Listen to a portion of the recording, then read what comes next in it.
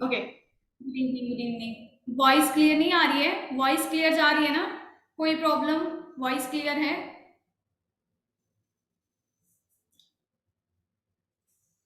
Clear है, okay. Okay okay okay. Look, class 10 minute में start हो गया। अच्छा,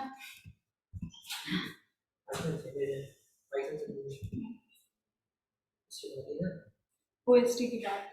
हाँ। और हाँ, फिर से तुम लोग ड्राइंग स्टार्ट ना करो प्लीज। ओके, सो लुक, ये जो आपकी क्लास अभी तक चल रही है, बहुत सारे स्टूडेंट्स ने टास्क सबमिट किया है, वेरी गुड। बहुत सारे स्टूडेंट्स ने टास्क सबमिट नहीं किया है। आप लोग भाई देखिए, टास्क इज लाइक ना कि जो आपको टास्क दिया जाता है वो सिर्फ इस वजह से आपको नहीं दिया जाता कि आप प्रोग्रामिंग सीख जाएं, या आप टास्क बहुत इंपॉर्टेंट है। अगर आप टास्क नहीं करोगे तो आपको मैक्सिमम कॉन्सेप्ट्स आप समझ नहीं पाओगे। टास्क करना सबसे फर्स्ट तो ज़रूरी इसलिए भी है क्योंकि एक्सरसाइज की वैल्यू बहुत ज़्यादा है हर केस में। दूसरी चीज़ कि हम चाहते हैं कि एक बार आप लोग, टास्क से क्या होता है, जब आप जगते हैं, जब आप उसके लिए बैठ के सिस्टम पे लगातार काम करते हैं तो आपको वो हैबिट में आता है। आगे जब आपको प्रोजेक्ट बनाना होगा, आगे जब आपका प्रोजेक्ट सेशन स्टार्ट होगा तो वो प्रोजेक्ट सेशन आपका बहुत लंबे समय तक चलेगा। जैसे प्रोजेक्ट सेशन आपका 5-5 घंटे, 6-6 घंटे आपको एक क्लासेस चलती हैं उस टाइम पे। साथ ही साथ आप लोग को दिन दिन भर प्रोजेक्ट बनाना पड़ेगा, तब भी नहीं वो कंप्लीट हो पाएगा। तो इस वजह से ये ज़रूरी है कि आप लोग टास्क सबमिट करें, क्योंकि आप टास्क करोगे उससे आपको हैबिट में आएगा। मोबाइल, आप लैपटॉप पे बैठना सीख जाओगे, थोड़ा सा लेबोरियस हो जाओगे, ये समझ लो। अगर आप टास्क नहीं करोगे ना तो वो जो है सिर्फ क्लास करना तो कोई कोई वैल्यू नहीं रखता वो, ठीक है। Classes like task is always important. अगर आप टास्क नहीं कर रहे हैं, आप चाहे कोई भी लैंग्वेज सीखोगे, लाइक HTML आप पढ़ोगे, वहाँ पे आपको बहुत सारे टास्क दिए जाएंगे और वहाँ तो बहुत टाइम लगेगा। सी प्रोग्रामिंग में तो बहुत कम लगता होगा। तो यहाँ तो बस सोचना है, लिखना है। वहाँ पे तो आपको एक एक डिज़ाइनिंग सेट करना, एक एक स्पेस सेट करना, बहुत जावास्क्रिप्ट jQuery आप पढ़ोगे, वहाँ पे बहुत ज़्यादा ज़्यादा टास्क दिए जाएंगे। तो हर केस में आपको टास्क तो बनाने ही है भाई, है ना? तो टास्क से मत भागिए, टास्क करिए आप सब। अगर आप मैम, टास्क का मार्क्स कब से शो करेगा? टास्क का मार्क्स शो कर रहा होगा, टास्क के मार्क्स डेली दिए जाते हैं। कभी कभी आपको मे बी कि अभी जो आपने टास्क सबमिट किए हों उसका मार्क्स ना शो कर रहा हो, करने लगेगा। 1-2 दिन आप वेट करो, करने लगेगा। नोट्स मैंने सेंड कर दिया है ग्रुप में। सेंड तो किया था, नोट्स किया था ना? बताओ, किया था ना? ग्रुप में सेंड किया था ना मैंने? किया था।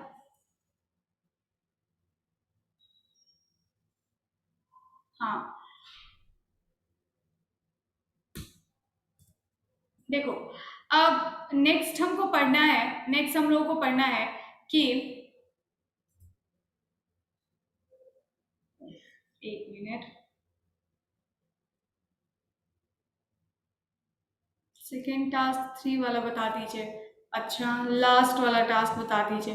बता देंगे, सब बता देंगे। पहले आप पढ़ लीजिए, क्योंकि टास्क बताने लगेंगे ना, बड़ा टाइम, बहुत टाइम निकल जाएगा और वो बहुत वो हो जाएगा। आज मैं बता दूं, आज की जो ये क्लास है, आज आपकी सी की ये लास्ट क्लास है। जो डेमो क्लासेस हम लोग कर रहे थे, डेमो आपको दिया गया था। आई जस्ट होप कि आपने कुछ सीखा हो, थोड़ा सा आपने कॉन्सेप्ट सीखा हो। बाकी ये क्लासेस आपकी जल्द ही क्या हो जाएंगी, फिनिश हो जाएंगे जल्दी।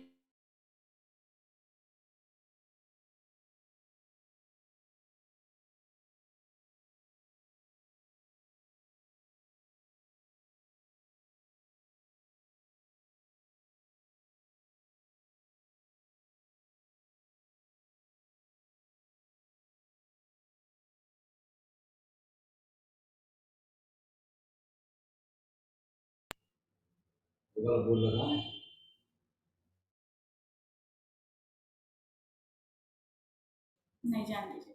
चलो ठीक है।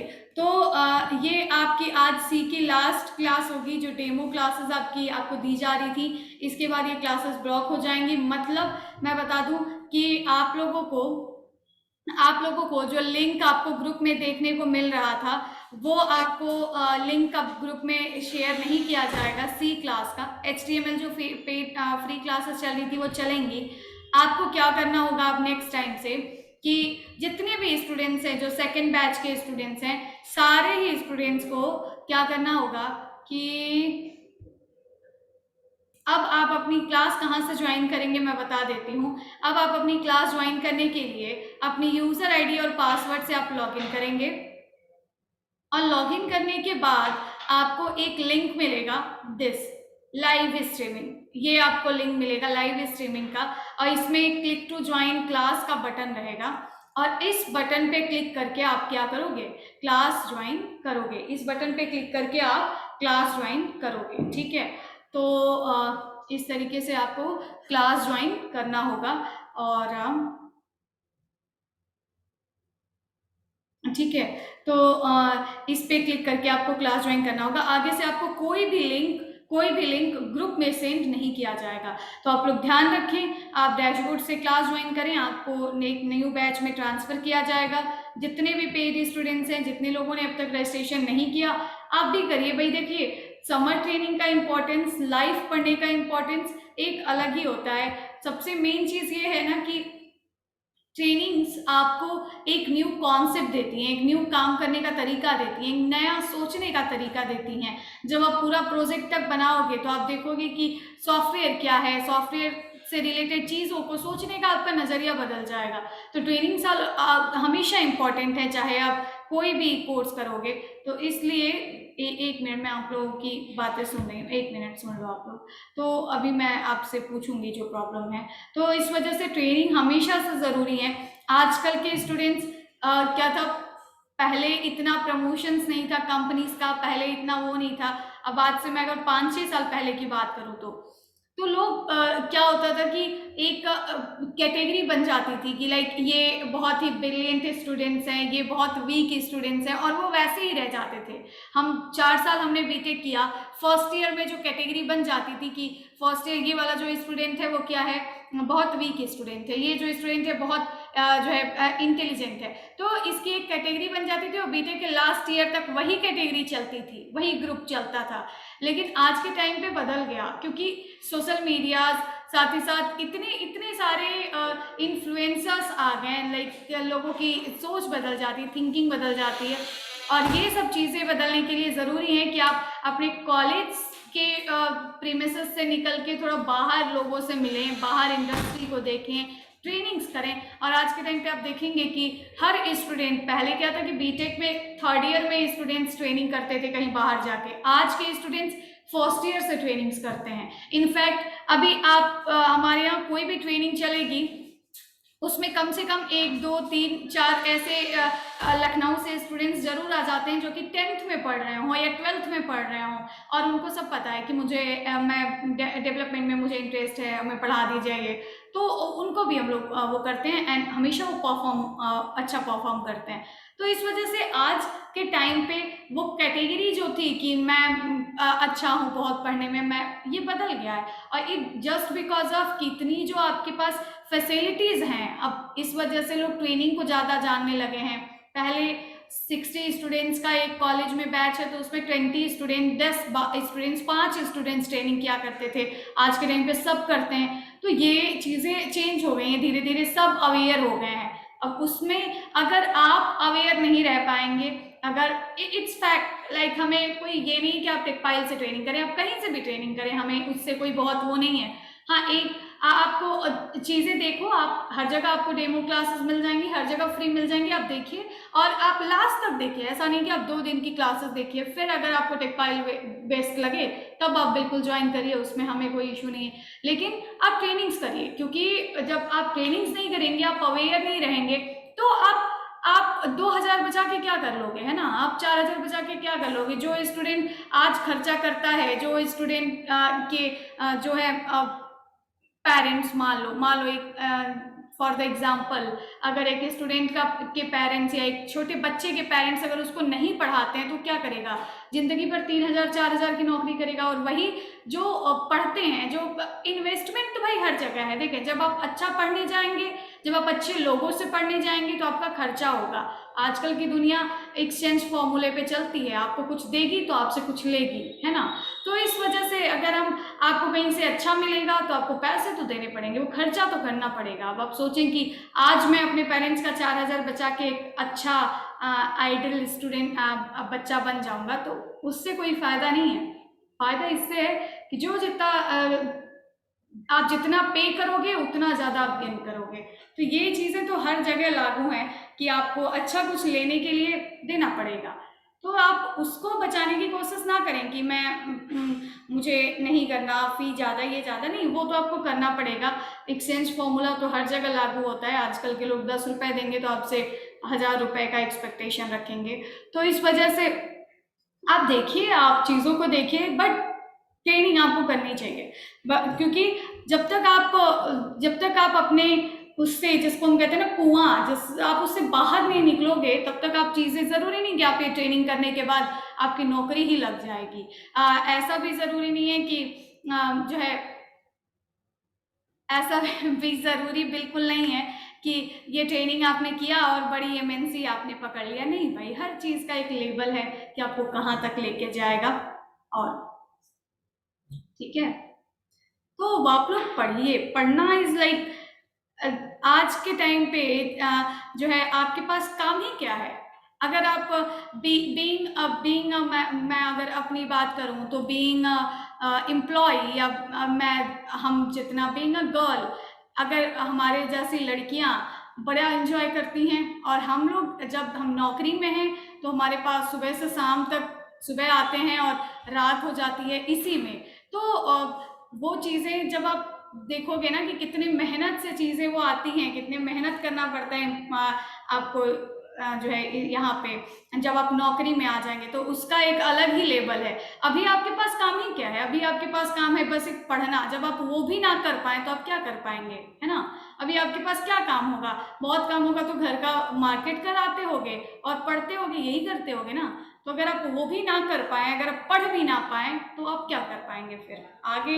आगे चल के तो आपके पास हजारों काम होंगे। जब आपके पास 5 लोगों का बोझ होगा, being a boy, being a man, आपके पास जब आपके घर के 5 लोगों का, आपकी बीवी बच्चे हो जाएंगे, तब आप उनका खर्चा कैसे उठा पाएंगे। तो जब आपके पास पढ़ना काम है बस एक, आप वो भी ना कर पाए, आपके पास बस एक ही काम है, आपके फादर मदर ने आपको छोड़ रखा है जो है एक लैपटॉप देके कि लो इस पे दिन भर काम करो, तुम्हारा काम पढ़ना है, और आप वो भी ना कर पाए, तो क्या कर लोगे। मोबाइल मोबाइल तो सब चला लेते हैं ना। अगर आप सोशल मीडिया देखते होंगे तो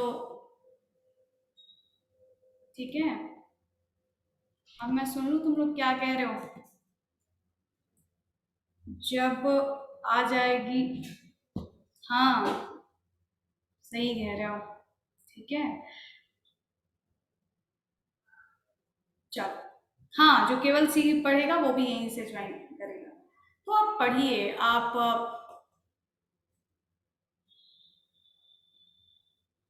हम्म। तो इस वजह से क्या है कि आप लोग टास्क कंप्लीट करिए। अब पढ़ते हो आप 145 और उसमें से आप टास्क कितने लोग कंप्लीट करते हो, आप टास्क कंप्लीट करते हो 30 लोग, 40 लोग। बहुत गलत बात है। अगर आपने जो है ज्वाइन किया है, आप पढ़ रहे हैं तो अच्छे तरीके से पढ़िए, नहीं तो छोड़ दीजिए। क्या, फिर टाइम वेस्टिंग करने का कोई मतलब नहीं है ना, छोड़ दो, जाओ आराम करो। हाँ, तो देखो, आगे हम लोग पढ़ रहे थे और हमने, क्या बोल रहे हो, होमवर्क हो गया है, सेंड नहीं किया है। सेंड करो, सेंड करो, अपलोड करो, सेंड करो, ठीक है। चलो, सो अंजू, सेंड करना। देखो, क्या है कि कल हम लोगों ने कुछ टॉपिक्स पढ़े हुए थे मैम, क्लास ओवर होने के बाद। हाँ, ओवर होने के बाद सेंड कर देना। पावर फंक्शन कैसे यूज करते हैं, हाँ वो आज बता देंगे। अपलोड कर देंगे, हाँ अपलोड करना, जरूर अपलोड करना, क्योंकि आप अपलोड करोगे तभी आपको मार्क्स वगैरह मिल पाएंगे।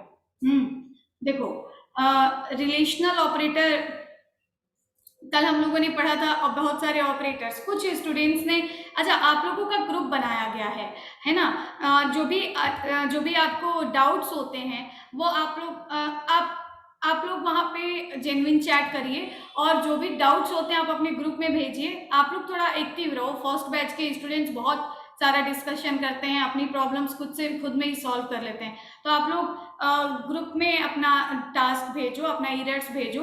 मे बी कि टास्क नहीं, सॉरी, एरर्स भेजो। अगर आपके फ्रेंड सॉल्व कर पाते तो अच्छी बात है, नहीं तो मैं देखती रहती हूँ। अगर मैं जब फ्री होंगी मैं बताया करूँगी।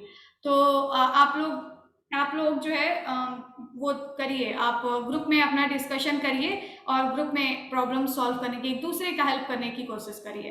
ओके, तो HTML की बैच सेकेंड की क्लास स्टार्ट हुई? नहीं, अभी नहीं स्टार्ट हुई। स्टार्ट होगी तो मैं ग्रुप में बताऊंगी। देखिए, कल हमने पढ़ा था, कल हम अभी तक हम लोग पढ़ रहे थे बेसिक प्रोग्राम्स। हम लोग क्या पढ़ रहे थे? बेसिक प्रोग्राम्स पढ़ रहे थे।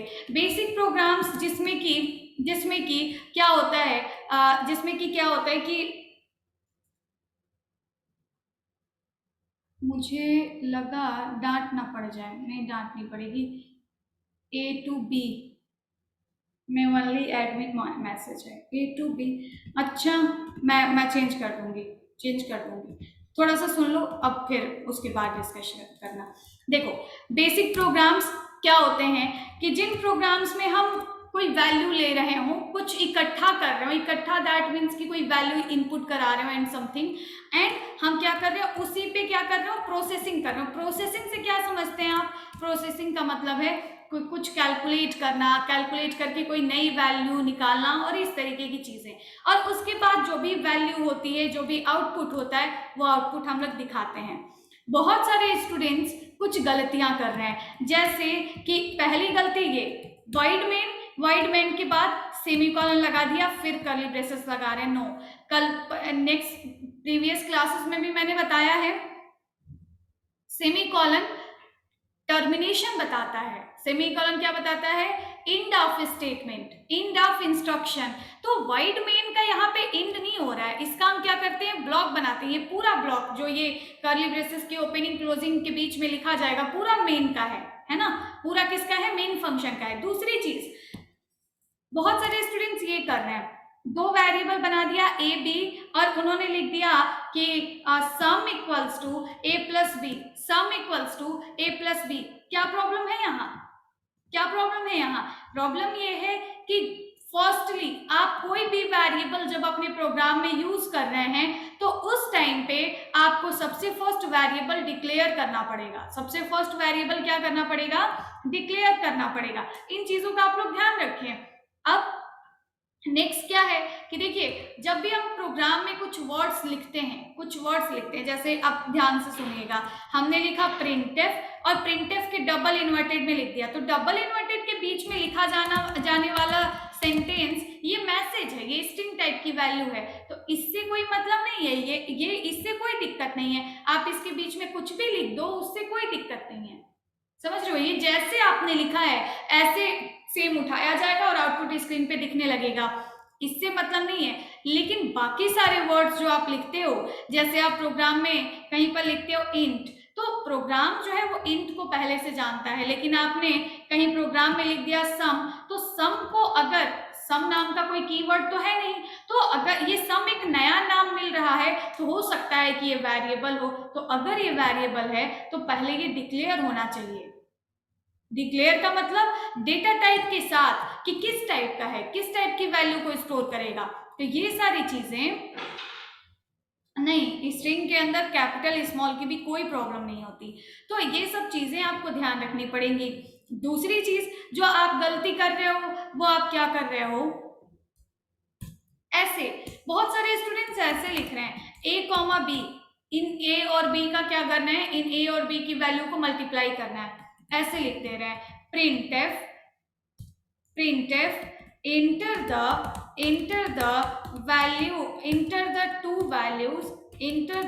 values और फिर कॉमा A and B।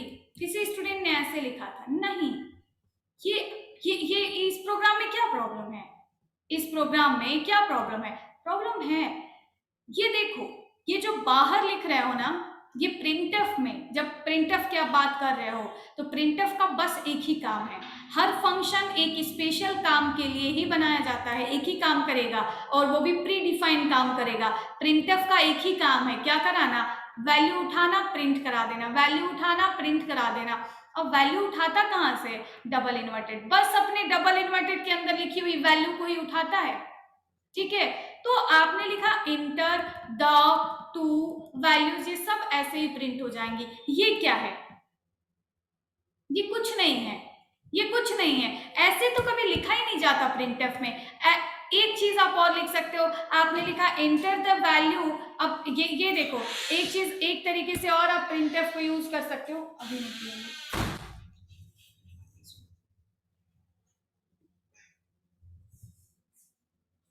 हाँ बता देते हैं, टास्क से ही बता देंगे, रुक जाओ। अब एक तरीके से और आप प्रिंटफ को यूज कर सकते हो, जो कि है प्रिंटफ। और जब आपको कोई वैल्यू क्या करना है, प्रिंट कराना है, हमें लिखना है कि मान लो हमने दो वेरिएबल बनाए हैं, मान लो हमने दो वेरिएबल बनाए हैं, a equals to 20 and b equals to 40, a equals to 20 and b equals to 40। मैं आउटपुट ऐसे चाह रही हूँ, a plus b equals to 60, a plus B equals to, या ऐसे आउटपुट चाह रही हूँ 20 प्लस 40 इक्वल्स टू 60। कैसे लिखूंगी, ऐसे लिखूंगी, हमने लिखा प्रिंटफ, प्रिंटफ ये 20 क्या है, a की वैल्यू है, a क्या है, एक इंटीजर टाइप का वेरिएबल है। जो आप आउटपुट चाह रहे हैं, जो आप आउटपुट स्क्रीन पे दिखाना चाह रहे हैं, ये 20 क्या है, 20 एक वेरिएबल है, किस टाइप का वेरिएबल है, इंटीजर टाइप का, और हमें इसी की वैल्यू प्रिंट कराना है, तो एक बार लगाना पड़ेगा %d, इसके बाद प्लस। तो आपको प्लस के लिए कुछ करने की जरूरत नहीं है, वेरिएबल बना के प्लस उसमें स्टोर करने की जरूरत नहीं है, यहां लिख दो प्लस। ये 40 क्या है, 40 है b वेरिएबल की वैल्यू, तो लिख दो b भी एक इंटीजर टाइप का वेरिएबल है, %d। %d is a format specifier, format data type किस टाइप का है वो बताता है। फिर नेक्स्ट क्या है, इक्वल, यहाँ पे इसके बाद इक्वल लगा दो। ये 60 क्या है, ये a और b को प्लस करके जो वैल्यू आएगी वो है, वो a और b को प्लस करके किस टाइप की वैल्यू आएगी, इंटीजर टाइप की। क्यों, क्योंकि a और b दोनों इंटीजर है, तो यहाँ भी लिख दिया %d।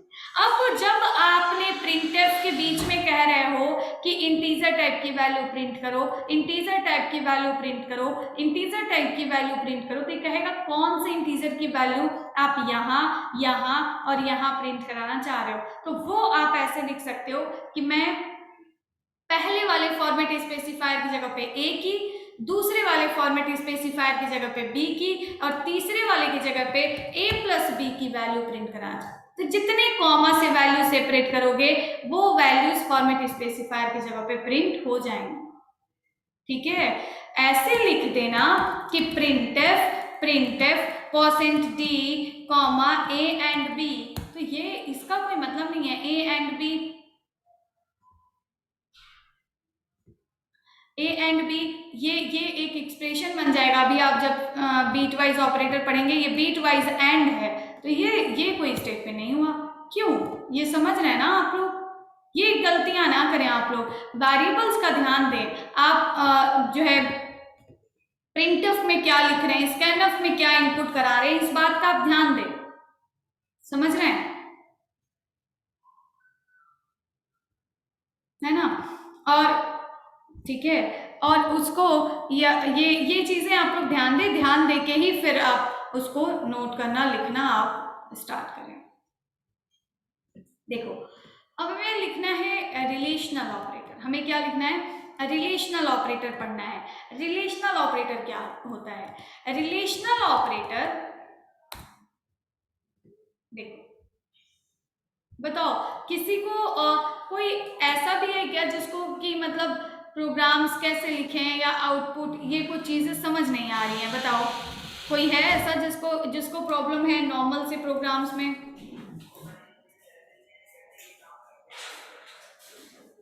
हाँ, प्रॉब्लम है,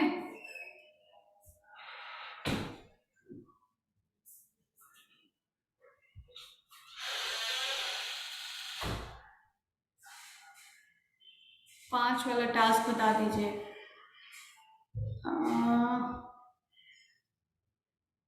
वाइड मेन में एरर दिखाता है, देखो वॉइड मेन में एरर इस वजह से दिखा सकता है, जैसे तुमने कोई प्रोग्राम लिखा, मान लो जो हम जिस पे हम लोग सुन लो, जिस पे हम लोग क्या करते हैं,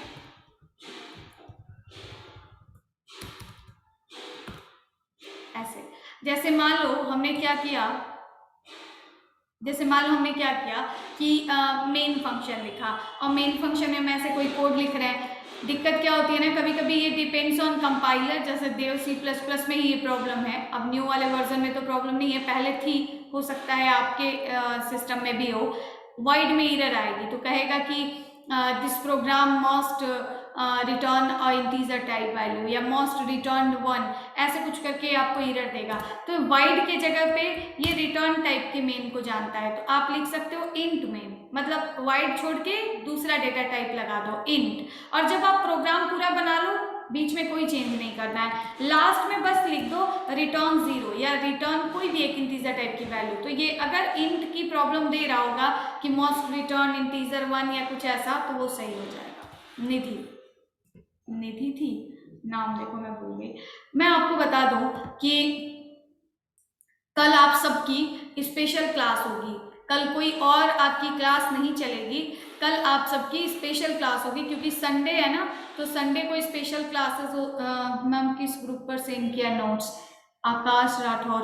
तो मुझे मैसेज करना आकाश, है ना, आप बहुत दिन से बोल रहे हो, आपको मैं स्पेशली भेज दूंगी अगर आप किसी ग्रुप में नहीं होंगे तो। मैं आपको मैं बता दूं कि कल आप लोग की स्पेशल क्लास चलेगी, वो स्पेशल क्लास होगी आपकी HTML की, साइबर सिक्योरिटी की, ठीक है। वो स्पेशल क्लास होगी आपकी साइबर सिक्योरिटी की या इथिकल हैकिंग की। उसमें आपको बताया जाएगा कि कैसे हम किसी मोबाइल ऐप की टेस्टिंग पे काम करते हैं। तो ये एक आपका स्पेशल क्लास होगा। हर एक जितने भी आपको संडे मिलेंगे बीच में, उस सारे संडे को आपका स्पेशल क्लासेस होते हैं। किसी किसी संडे को टेस्ट भी होता है, किसी संडे को क्लासेस पीछे हैं तो चलाई भी जाती है। क्लास की टाइमिंग, एक मिनट,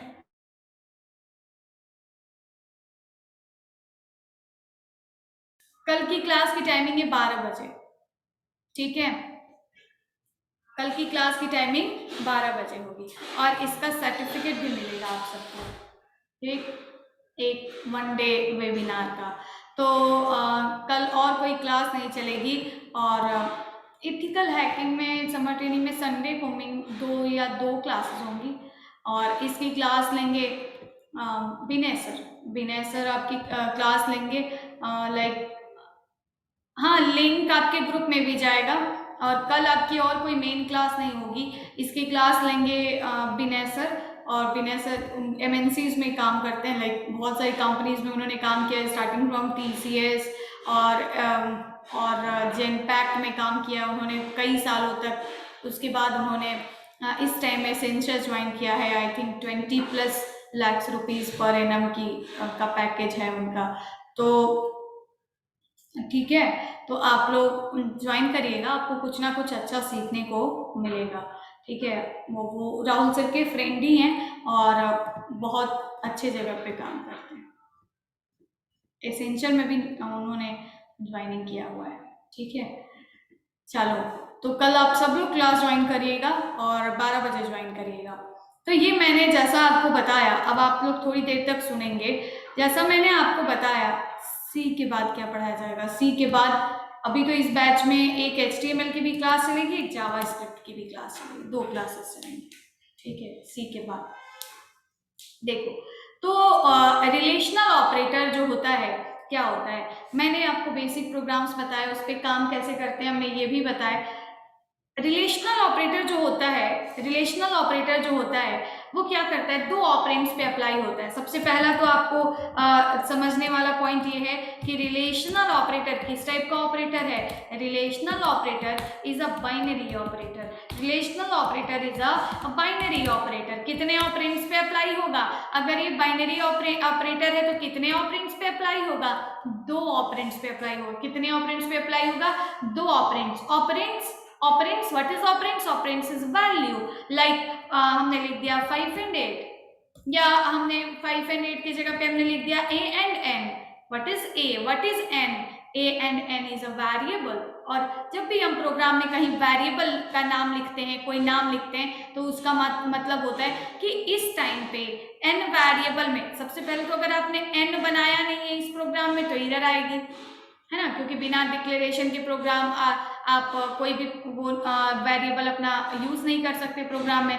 और यहाँ पे जो आपका a और n है, इसमें करेंट टाइम में जो वैल्यू स्टोर होगी वही वैल्यू यहाँ लिख जाएगी। जैसे a की वैल्यू है 10 तो 10 हो गया, n की वैल्यू है 5 तो 5 हो गया। ठीक है, तो रिलेशनल ऑपरेटर किस पे अप्लाई होता है? मिनिमम 2 ऑपरेंड्स पे अप्लाई होता है। साथ ही साथ it defines the relation between two operands। it defines the relation between two operands। क्या बताता है ये रिलेशन डिफाइन करता है किसके बीच में? दो ऑपरेंड्स के बीच में। रिटर्न टाइप कैसी वैल्यू देता है? Return type of relational operator, return type of relational operator is zero or one। हमेशा रिलेशनल ऑपरेटर किस टाइप की वैल्यू देता है? 0 और 1 वैल्यू देता है। जैसे आप समझिएगा, जितने भी ये ऑपरेटर्स हैं ये सब क्या है? ये सब एक्सप्रेशन क्या होता है? कैलकुलेशन। जैसे आप समझिएगा, हमने लिख दिया a equals to 10 plus a multiply by b plus 40 minus 20। ठीक है, ये पूरा क्या है? पूरा एक एक्सप्रेशन है, पूरा एक क्या है? कैलकुलेशन है, ऐसा समझ लो। पूरा क्या है? एक एक्सप्रेशन है जिससे एक रिजल्ट, इसको आप एक स्टेटमेंट भी कह सकते हो। तो ये क्या है? एक एक्सप्रेशन है। इस एक्सप्रेशन से एक रिजल्ट निकलेगा और वो रिजल्ट ये जो रिटर्न करेगा, जो वैल्यू आपको देगा, वो किस में स्टोर हो जाएगा? ए में स्टोर हो जाएगा। ठीक है, तो जितने भी ऑपरेटर्स हैं वो सब कहाँ यूज किए जाते हैं? सब कहाँ यूज किए जाते हैं? एक्सप्रेशंस के तौर पे यूज किए जाते हैं जिसका कुछ रिजल्ट आता हो। अब हमेशा जब भी आप रिलेशनल ऑपरेटर यूज करोगे, उसका रिजल्ट क्या आएगा? की तो 0 की तो 1। इसका रिजल्ट सिर्फ 2 ही आता है, की तो 0 की तो 1। 1 का मतलब ट्रू, 0 का मतलब फॉल्स। ठीक है, अब जैसे मान लो हम लिखते हैं a प्लस बी माइनस 20, तो इसका मतलब क्या है? इसका मतलब क्या है? इसका मतलब है इससे एक वैल्यू आएगी। इससे क्या आएगी? एक वैल्यू आएगी। लेकिन जब भी आप कभी रिलेशनल ऑपरेटर का यूज करेंगे तो उससे कोई भी वैल्यू नहीं आएगी, उससे सिर्फ 2 ही वैल्यू आ सकती हैं। It may be 1, may be 0। अब रिलेशनल ऑपरेटर में कौन कौन सा ऑपरेटर आता है? दिस। कौन सा ऑपरेटर है ये? Less than. दिस। कौन सा ऑपरेटर है ये? Greater than.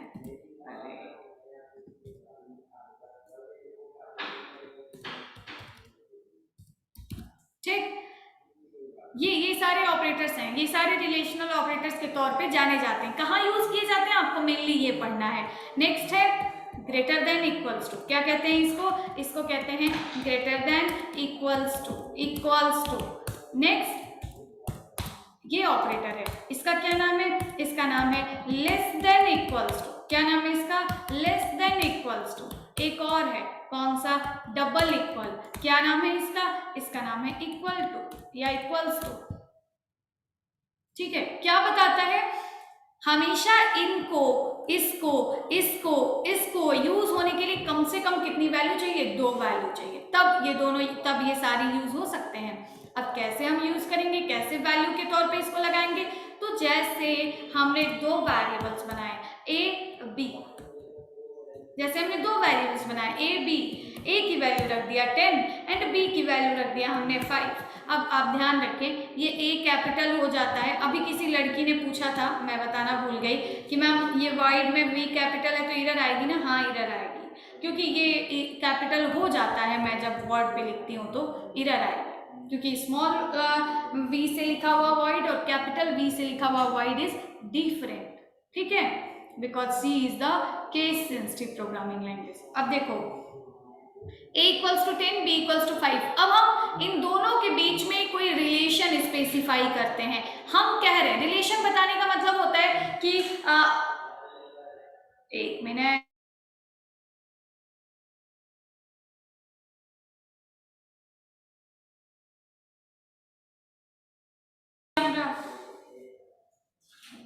Battery change fast. Okay, so हमने दो वेरिएबल्स बनाए, a equals to 10, b equals to 5। जैसे हम दो लोगों के बीच में रिलेशन बताएं, जैसे हमने कहा जैसे हमने कहा कि ठीक है, जैसे हमने बोला कि a is greater than b, तो यहाँ पे आप क्या कह रहे हो, कि a की value, the value of a variable is greater then what, the value of b variable. तो ये आपको रिजल्ट बस एक ही दे सकता है, क्या, कि हाँ आपका कहना ट्रू है या नहीं, आप गलत कह रहे हैं, आप सही कह रहे हैं या आप गलत कह रहे हैं। तो रिलेशनल ऑपरेटर बस क्या बताता है कि जो रिलेशन आप बता रहे हैं, जो दो वैल्यूज के बीच में रिलेशन आप दिखा रहे हैं, ये दोनों रिलेशन सही है, आपका कहना सही है या आपका कहना गलत है। तो जैसे अब देखिए, हमने लिख दिया, मान लो a की वैल्यू 10 है, इसी वैल्यू के लिए आप सोचिएगा, तो हमने एक और वेरिएबल ले लिया, हमने लिख दिया रिजल्ट, और यहाँ हमने लिखा result equals to a is greater than b। तो बताना आरएस का रिजल्ट क्या आएगा, आरएस की वैल्यू अगर हम प्रिंट कराएं तो हमें क्या मिलेगा, बताना। आरएस की वैल्यू अगर हम प्रिंट कराएं तो हमें वैल्यू क्या मिलेगी, रिप्लाई।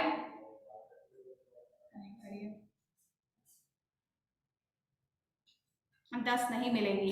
जैसा मैंने अभी अभी बताया ना कि जब भी आप क्या करेंगे, दो वैल्यूज के बीच में रिलेशनल ऑपरेटर लगाएंगे तो वैल्यू कभी भी 10, 5, 20, 50 नहीं मिलेगी, आपको उसका एक रिजल्ट नहीं मिलेगा, उसकी वैल्यू 0 या 1 मिलेगी। तो आरएस की वैल्यू क्या हो जाएगी, आरएस, पहले तो ये जिसने बताया तनुजा, लिसन टू मी, देखो अगर आप ये समझ रहे हो कि आरएस इक्वल्स टू हो जाएगा a ग्रेटर देन b, या जब हम आरएस की वैल्यू प्रिंट कराएंगे तो स्क्रीन पे आएगा 10 ग्रेटर देन 5, भाई देखो सबसे पहली चीज तो आप अपने जब प्रोग्रामिंग पढ़ लो तो आप अपने दिमाग में रख लो कि आरएस किस टाइप की वैल्यू है, इंटीजर टाइप की, ये अपने अंदर सिर्फ और सिर्फ एक इंटीजर टाइप की वैल्यू ही रख सकता है तनुजा, ठीक है। 10 ग्रेटर देन 5 अगर इस पूरे की मैं बात करूं तो इसमें ये भी आ गया, ये सिंबल भी आ गया, और ये पूरा मिलके एक स्ट्रिंग हो जाएगा, स्ट्रिंग जो अपने अंदर कुछ भी रख सकता है, ये कोई इंटीजर टाइप की वैल्यू नहीं है। तो इसका रिजल्ट आरएस को प्रिंट कराने पे कभी भी 10 ग्रेटर देन 5 तो आ ही नहीं सकता, क्योंकि आरएस एक इंटीजर टाइप की वैल्यू है, और इंटीजर टाइप की वैल्यू इस पूरे को स्टोर नहीं कर सकती, समझ रहे हो। रिजल्ट सिर्फ एक आएगा, क्या, a की वैल्यू यहां रख जाएगी, b की वैल्यू यहां रह जाएगी, और बोलेगा कि value of a is 10, value of b is 5, that means 10 is greater then 5। जिधर के साइड ये ओपन होता है वो उसको दिखाता है कि ये ग्रेटर देन है, बड़ा है। तो आपने जो रिलेशन बताया है, हाँ आपका ये रिलेशन ट्रू है, क्योंकि value of a is greater than b, then of course क्या आएगा, आरएस की वैल्यू यहां से क्या आएगी, 1 आएगी, आरएस की वैल्यू क्या आएगी, 1 आएगी। अब आप आरएस को प्रिंट करा के देख सकते हैं, क्योंकि आप ऐसे प्रोग्राम लिखोगे तो 1 तो दिखेगा नहीं, वो क्या होगा, 1 तो दिखेगा नहीं, सिर्फ और सिर्फ क्या होगा, वैल्यू मेमोरी में स्टोर होगी। जब आपको देखना है तो you have to use printf, जब आपको देखना है तो you have to use printf, okay.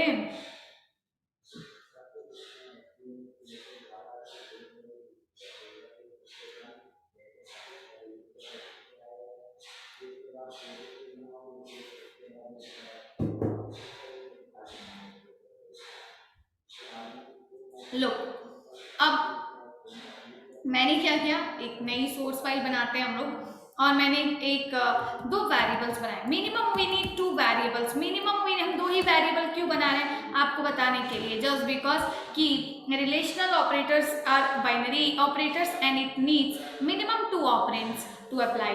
तो इस वजह से हम लोग क्या कर रहे हैं, मिनिमम 2 वेरिएबल्स तो हमें बनाने पड़ेंगे।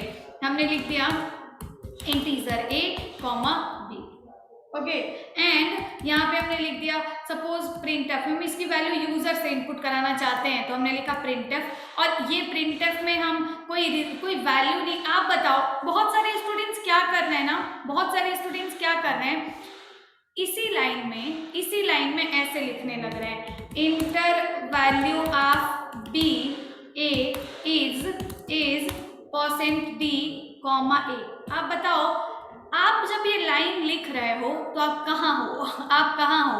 आप दूसरी लाइन में हो। आप कहाँ हो? प्रोग्राम की दूसरी लाइन में हो।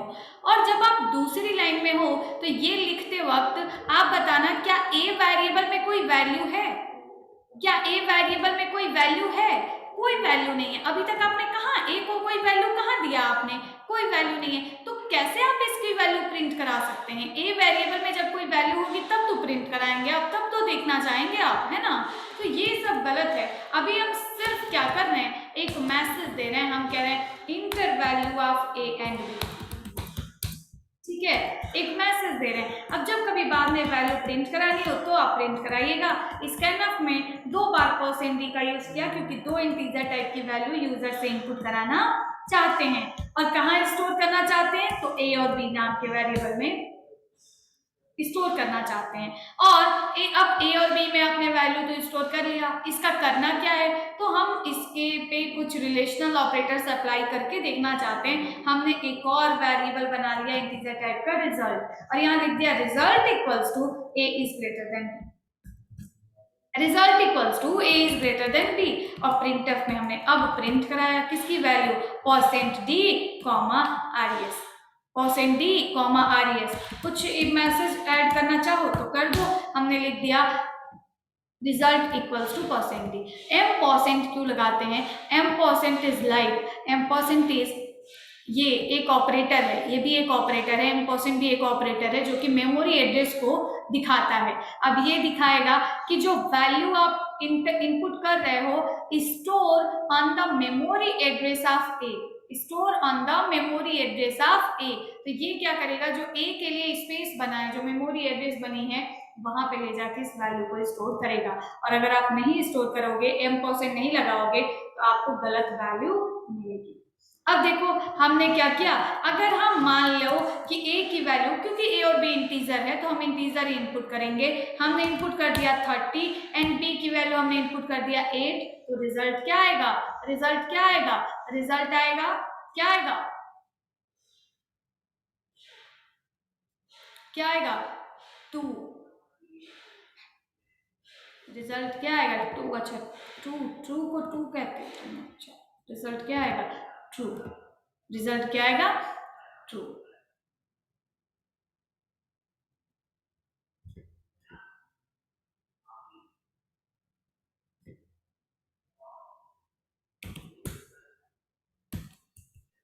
ठीक है, तो रिजल्ट क्या आएगा, ट्रू। ट्रू मतलब 1, ट्रू मतलब 1, ठीक है।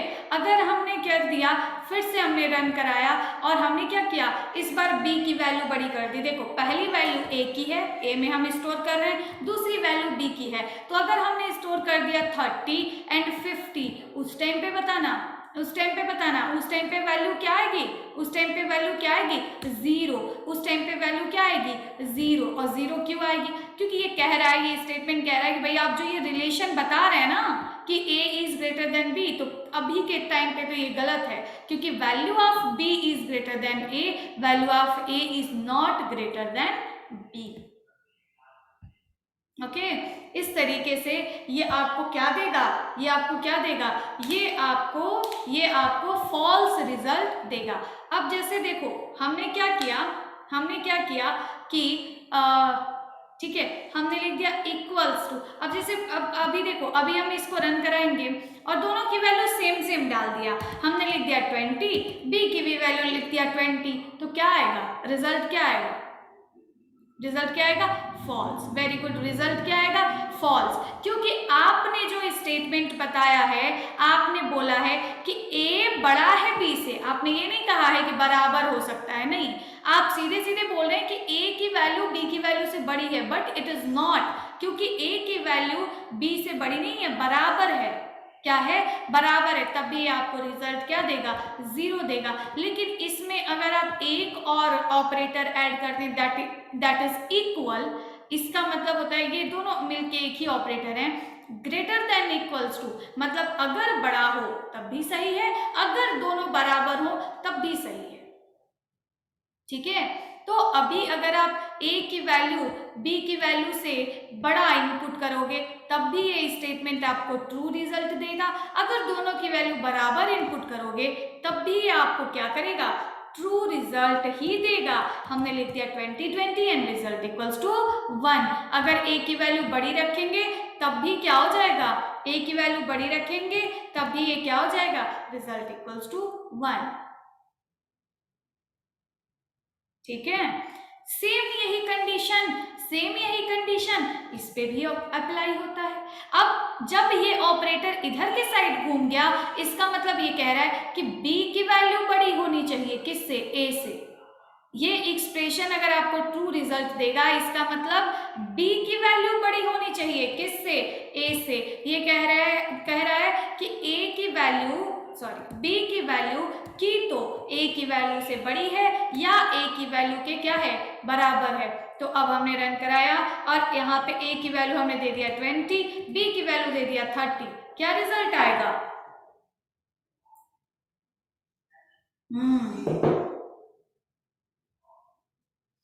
क्या रिजल्ट आएगा, रिजल्ट आएगा 1। रिजल्ट क्या आएगा, 1, क्योंकि आप जो बोल रहे हैं वो बिल्कुल सही है, b की वैल्यू बड़ी है। अगर दोनों वैल्यू बराबर हो गई, लाइक दोनों वैल्यू 40-40 हो गई, तब भी रिजल्ट क्या आएगा, 1।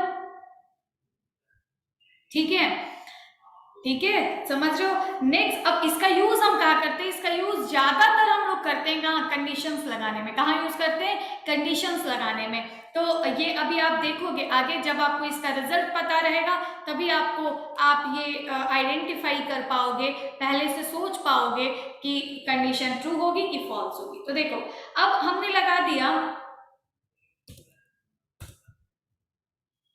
देखो अब हमने लगा दिया क्या, हमने यहाँ पे पुट कर दिया, हमने लिख दिया ए इक्वल भी, 2 बार इक्वल, क्या करना है, 2 बार इक्वल। अगर आप ये जानना चाहते हो कि क्या इन दोनों की वैल्यू बराबर है, सेम है या बराबर नहीं है, अब अगर छोटा होगा तब भी फॉल्स देगा, अगर कोई भी वैल्यू बड़ा होगा तब भी फॉल्स देगा। ठीक है, तो अब यहाँ पे क्या हो जाएगा, ए इक्वल बी का मतलब है कि अगर आपने दोनों वैल्यू सेम दिया, अगर आपने क्या किया, दोनों वैल्यू सेम दिया, जैसे आपने लिख दिया 20, रिजल्ट क्या आएगा,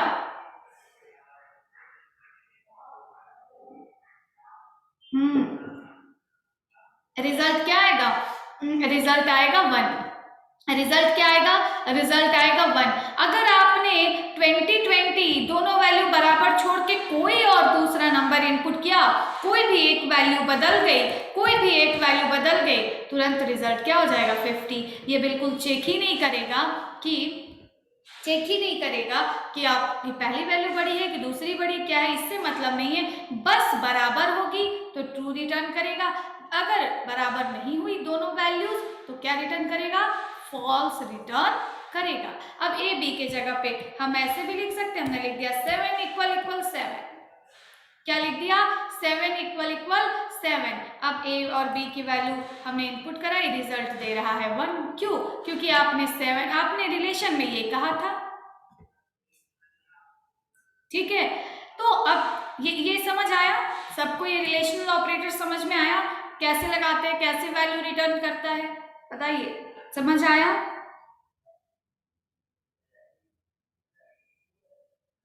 ओके, अब देखिए हमने बोल दिया, ओके गुड, अगर आपने ऐसे लिख दिया एक बार इक्वल, अब बताओ क्या आएगा, एक बार इक्वल 7 करने पे 1 कैसे आया, क्यों 7 और 7 बराबर नहीं है क्या, 7 और 7 बराबर नहीं है क्या, 7 बराबर तो है ही। देखो अब 0 कैसे आएगा, 0 नहीं आएगा, देखिए क्या आएगा, देखिए क्या आएगा,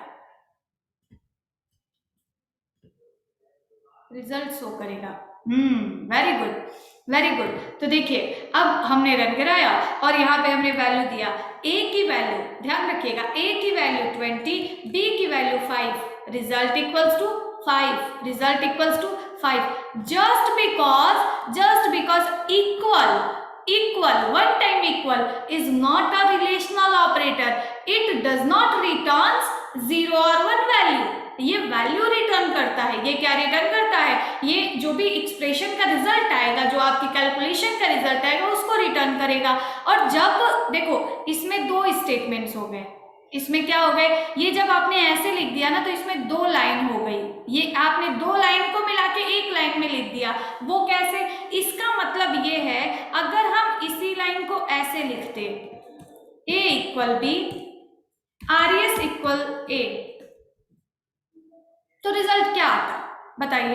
अगर ए की वैल्यू हमने 60 डाल दी, बी की वैल्यू हमने 23 डाल दी या 6 डाल दी, 8 डाल दी, तो रिजल्ट क्या आता, इन दोनों लाइन से रिजल्ट क्या आता, इन दोनों लाइन से रिजल्ट आता सबसे पहले ए की वैल्यू बदल जाती, उसमें आ जाता बी की वैल्यू क्या है 8, मतलब ए इक्वल्स टू हो जाता 8 और आर एस इक्वल्स टू भी हो जाता क्या 8, तो रिजल्ट क्या आता, ये बी की वैल्यू। तो जब भी हम लोग क्या करते हैं, एक ही लाइन में कई एक्सप्रेशंस लिखते हैं तो पहले इधर से एक्सप्रेशन सॉल्व होना स्टार्ट होते हैं। मतलब पहले सॉल्व सब एक साथ नहीं हो जाएगा, सॉल्व क्या होगा, पहले ये वाला सॉल्व होगा, फिर इसका जो रिजल्ट आएगा वो आरईएस में असाइन हो जाएगा। हाँ, तो equal is the assignment operator. What is equal, equal is the assignment operator. क्या करता है, राइट साइड की वैल्यू उठाता है, लेफ्ट साइड में डाल देता है। राइट साइड में जो भी वैल्यू होती है उसको उठाता है, लेफ्ट साइड में असाइन कर देता है। जैसे इसका रिजल्ट क्या आएगा, b की वैल्यू आएगी और a की वैल्यू में a में असाइन हो जाएगी, a वेरिएबल की नई वैल्यू हो जाएगी क्या, b की वैल्यू।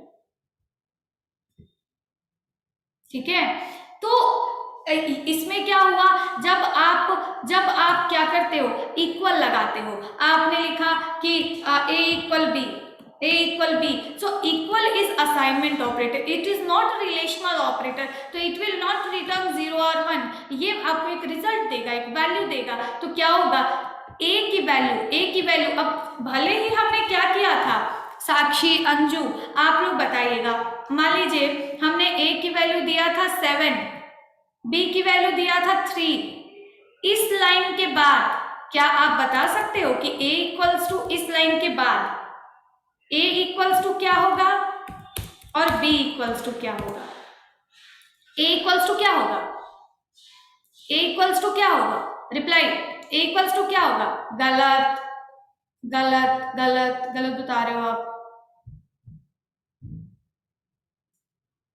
हाँ, a इक्वल्स टू क्या होगा, 3 होगा, ऑब्वियस सी बात है, बड़ा सिंपल बात है। इसका मतलब होता है इक्वल, कल भी बताया था, जब भी कहीं इक्वल लगाते हैं तो पहले इधर वाला सॉल्व होता है। अब इधर कुछ है ही नहीं, अगर यही रहता b+10 तो सॉल्व होता, लेकिन यहाँ कुछ है ही नहीं, मतलब b की वैल्यू को नॉर्मली उठाओ और a की वैल्यू बदल दो, a की वैल्यू जो पुरानी 7 थी वो 7 को बदल दो। अब क्या कर दो, अब 7 भी हट जाएगा, यहाँ a की वैल्यू हो जाएगी 3, 7 हट जाएगा, क्योंकि एक इंटीजर टाइप की वैल्यू एक ही वैल्यू स्टोर कर सकता है, एक इंटीजर टाइप का वेरिएबल एक ही वैल्यू स्टोर कर सकता है। अब दोनों की वैल्यू क्या हो जाएगी, 3 3, दोनों की वैल्यू क्या हो जाएगी 3 3, a इक्वल्स टू भी 3 हो जाएगा और b इक्वल्स टू भी 3 हो जाएगा, दोनों की वैल्यू 3 3 हो जाएगी, है कि नहीं। तो नॉर्मल है। तो सेम उसी तरीके से आपने दो स्टेटमेंट लिखा है, पहले a इक्वल b होगा, अब a इक्वल b जब हटेगा तो ये ऐसे आ जाएगा 3, क्योंकि a इक्वल b का मतलब क्या है कि a की वैल्यू क्या हो गई 3, तो आर एस इक्वल क्या हो गया 3। ठीक है, तो इस तरीके से ये स्टेटमेंट एग्जीक्यूट होगा। ठीक है, जैसे मैम एक बार और समझा दें। ठीक है, देखो ऐसे समझो, जैसे मान लो, जैसे ऐसे करो, जैसे मान लो हमने क्या किया कि हमने लिख दिया रिजल्ट इक्वल्स टू, हमने लिख दिया एक लाइन हमने लिखी थी, इसमें कुछ समझना नहीं है, बहुत नॉर्मल सी बात है। हमने ऐसे लिख दी, हमने लिख दिया, अच्छा न्यू पेज पे समझा दे, रुक जाओ,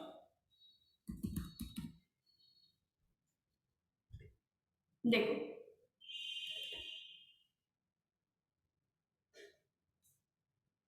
ऐसे समझ लो, इस 1 मिनट में समझ में आ जाएगा, बहुत आसान है ये, जैसे समझो,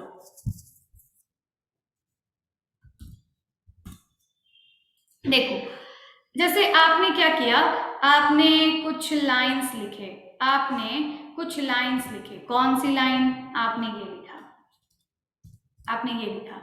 सबसे पहले हम लोग क्या कर रहे हैं, मैं इसको कॉपी करती हूँ और मैं यहाँ पे इसको पेस्ट करती हूँ, मैंने यहाँ पे इसको लिख दिया,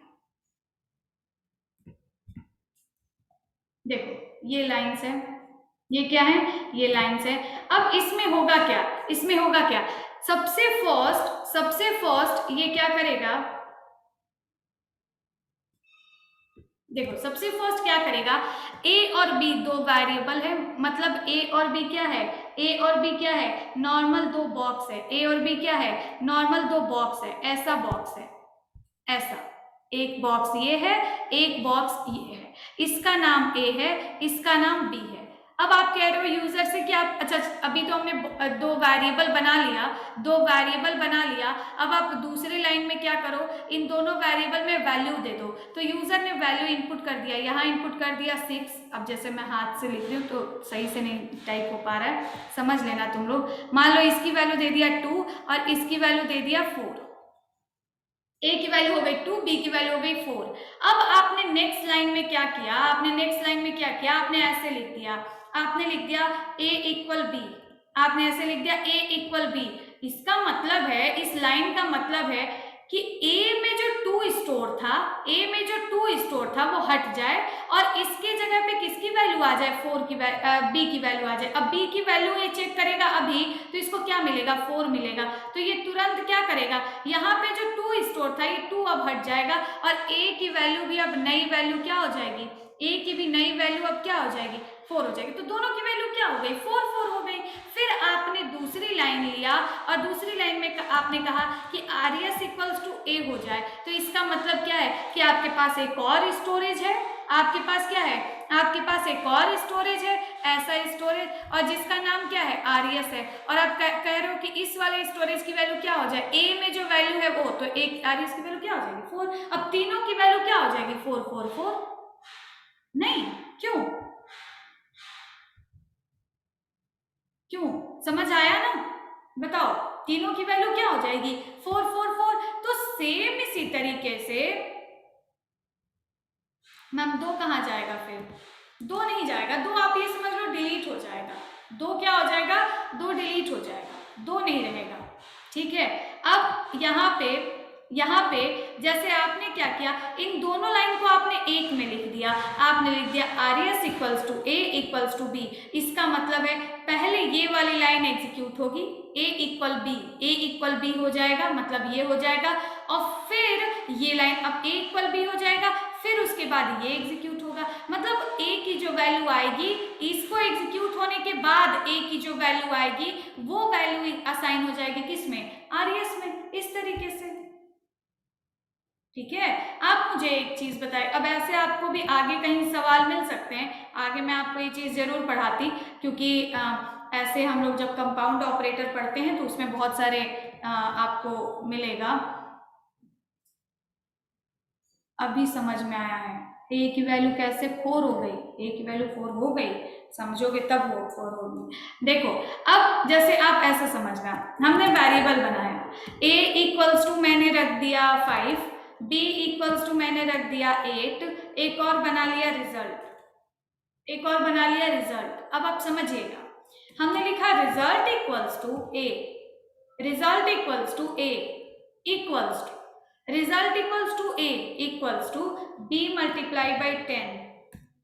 बता सकते हो कि लास्ट में यहाँ पे आके ए की वैल्यू क्या होगी, बी की वैल्यू क्या होगी और आरईएस की वैल्यू क्या होगी? कौन कौन बताएगा? तीनों वैल्यू क्या होगी सोच के बताइएगा आप। चलिए सबसे पहले आप लोग बताइए ए की वैल्यू क्या होगी, सोच के बताइएगा, ऐसे मत बताइएगा। बताइए ए की वैल्यू क्या होगी, सोच के बताइएगा। ए की वैल्यू क्या होगी? हाँ बहुत बढ़िया, सबने सही बताया, बहुत गलत बताया किसी किसी ने। तो एक 3 कहाँ से आप लोग ला दे रहे हो कोई कोई? हाँ ए की, बी की वैल्यू क्या है? पहले क्या एग्जीक्यूट होगा? पहले एग्जीक्यूट होगा ये। हाँ वेरी गुड, सबने सही बताया, वेरी नाइस। पहले सही होगा ये, पहले एग्जीक्यूट होगा ये। इसका मतलब क्या है कि अगर आप बस इतनी लाइन लिखते तो क्या होता? b की वैल्यू में 10 मल्टीप्लाई हो जाता, मतलब b की वैल्यू है 8 मल्टीप्लाई बाई 10, और वो किसकी वैल्यू हो जाती? a की। तो a की वैल्यू क्या हो जाएगी? 80 हो जाएगी। बहुत बढ़िया, a की वैल्यू क्या हो जाएगी? 80 हो जाएगी। और b की वैल्यू क्या हो जाएगी? b की वैल्यू क्या हो जाएगी? रिप्लाई, b की वैल्यू क्या हो जाएगी? वेरी नाइस, b की वैल्यू अभी भी क्या रहेगी? 8 ही रहेगी। b की वैल्यू अभी भी क्या रहेगी? 8 रहेगी। और आरईएस की वैल्यू क्या हो जाएगी? तो यहाँ आप सीधे सीधे तो ये कह रहे हो कि आरईएस में a की वैल्यू डालना है, तो आरईएस की वैल्यू क्या हो जाएगी? आप आरईएस की पुरानी वैल्यू मत समझो, a की वैल्यू अब बदल चुकी है, a की वैल्यू बदल चुकी है, तो आरईएस की वैल्यू क्या हो जाएगी? नहीं, आज 800 नहीं हो जाएगी। आरईएस की वैल्यू वही होगी जो किसकी वैल्यू होगी? ए की वैल्यू होगी। तो आरईएस की वैल्यू, ए की वैल्यू क्या है? 80, तो आरईएस की भी वैल्यू क्या हो जाएगी? 80। क्यों? ऐसे कंपाउंड ऑपरेटर जब पढ़ोगे तो एक में आपको 2 ऑपरेटर 3 ऑपरेटर दे दिया जाता है और उसमें आपको समझने के लिए बोल दिया जाता है, तो ऐसे आप समझना पड़ेगा। ठीक है, अब देखो, जैसे जैसे मैंने एक ये लाइन लिखा, चलो ये ठीक हुआ, हमने आज ही बता दिया आपको। हमने ये लाइन लिखा, R S equals to A multiply by 10 equals to B multiply by 10। बताओगे क्या रिजल्ट आएगा? R S equals to A multiply by 10 equals to B multiply by 10। बताओगे क्या रिजल्ट आएगा? रिजल्ट हम आर एस की प्रिंट करा रहे हैं।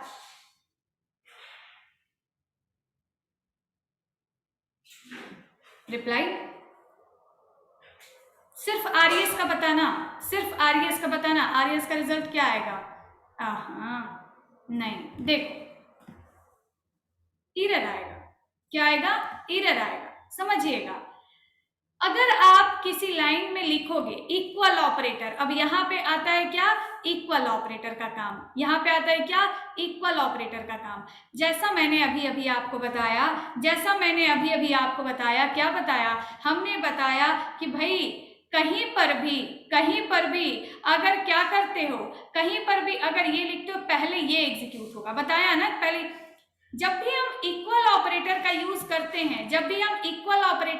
करते हैं तो आप ऐसे नहीं लिख सकते कि a multiply by 10 equals to B multiply by 10। नहीं, हमेशा इक्वल के लेफ्ट साइड में एक ही वेरिएबल होना चाहिए जिसमें वैल्यू असाइन करनी है। b मल्टीप्लाई बाई 10 से जो आएगा उसको हम a मल्टीप्लाई बाई 10 में कैसे असाइन कर सकते हैं? ऐसा तो कोई मेमोरी में स्पेस ही नहीं बना है। ठीक है, तो कभी भी ये स्टेटमेंट आपका क्या होगा? सही नहीं होगा। ये स्टेटमेंट आपका सही नहीं होगा। तो जब इस पूरे स्टेटमेंट में भी जब ये एग्जीक्यूट करेगा तो क्या हो जाएगा? ये स्टेटमेंट ही गलत हो जाएगा, इसलिए आरईएस में वैल्यू असाइन नहीं हो पाएगी। Equal operator is equality operator, equal operator is assign operator, sorry it's not equality, it's assignment operator. और जब असाइनमेंट ऑपरेटर का यूज करें that means the result of right hand side will be assigned to the left hand side variable। ऐसे सही है? ठीक है, ठीक है।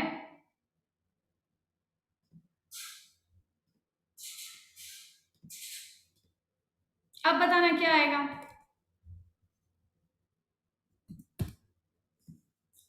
अब बताओ क्या आएगा? अच्छा, अभी भी कोई है क्या जिसको समझ नहीं आया? बताओ, अब भी कोई है जिसको समझ नहीं आया? रिप्लाई, जिसको समझ नहीं आया बस वही बताएगा। मैम क्लियर है मैम? No ma'am. बताओ, है कोई जिसको नहीं समझ आया? रिप्लाई। चलो बहुत बढ़िया। देखो अब बताओ क्या आएगा। ऑल क्लियर मामा? मामा बना दो मुझे तुम लोग। हाँ चलो बताओ अब क्या आएगा। अब मान लो अभी तो तुम लोग बता ही नहीं सकते कि क्या आएगा, क्योंकि अभी तो वो है ना। रुक जाओ रुक जाओ। अरे कोई बात नहीं, तुम बोल सकती हो। चलो देखो, जैसे मान लो हमने ए की वैल्यू मान लो इनपुट किया 5 और बी की वैल्यू हमने इनपुट किया ए की वैल्यू हमने इनपुट किया 10 और बी की वैल्यू हमने इनपुट किया 5। बता दो आरएस का रिजल्ट क्या आएगा? आरएस का रिजल्ट क्या आएगा? वेरी गुड, सबको समझ आया, फिर क्या करना है ना। तो इस तरीके से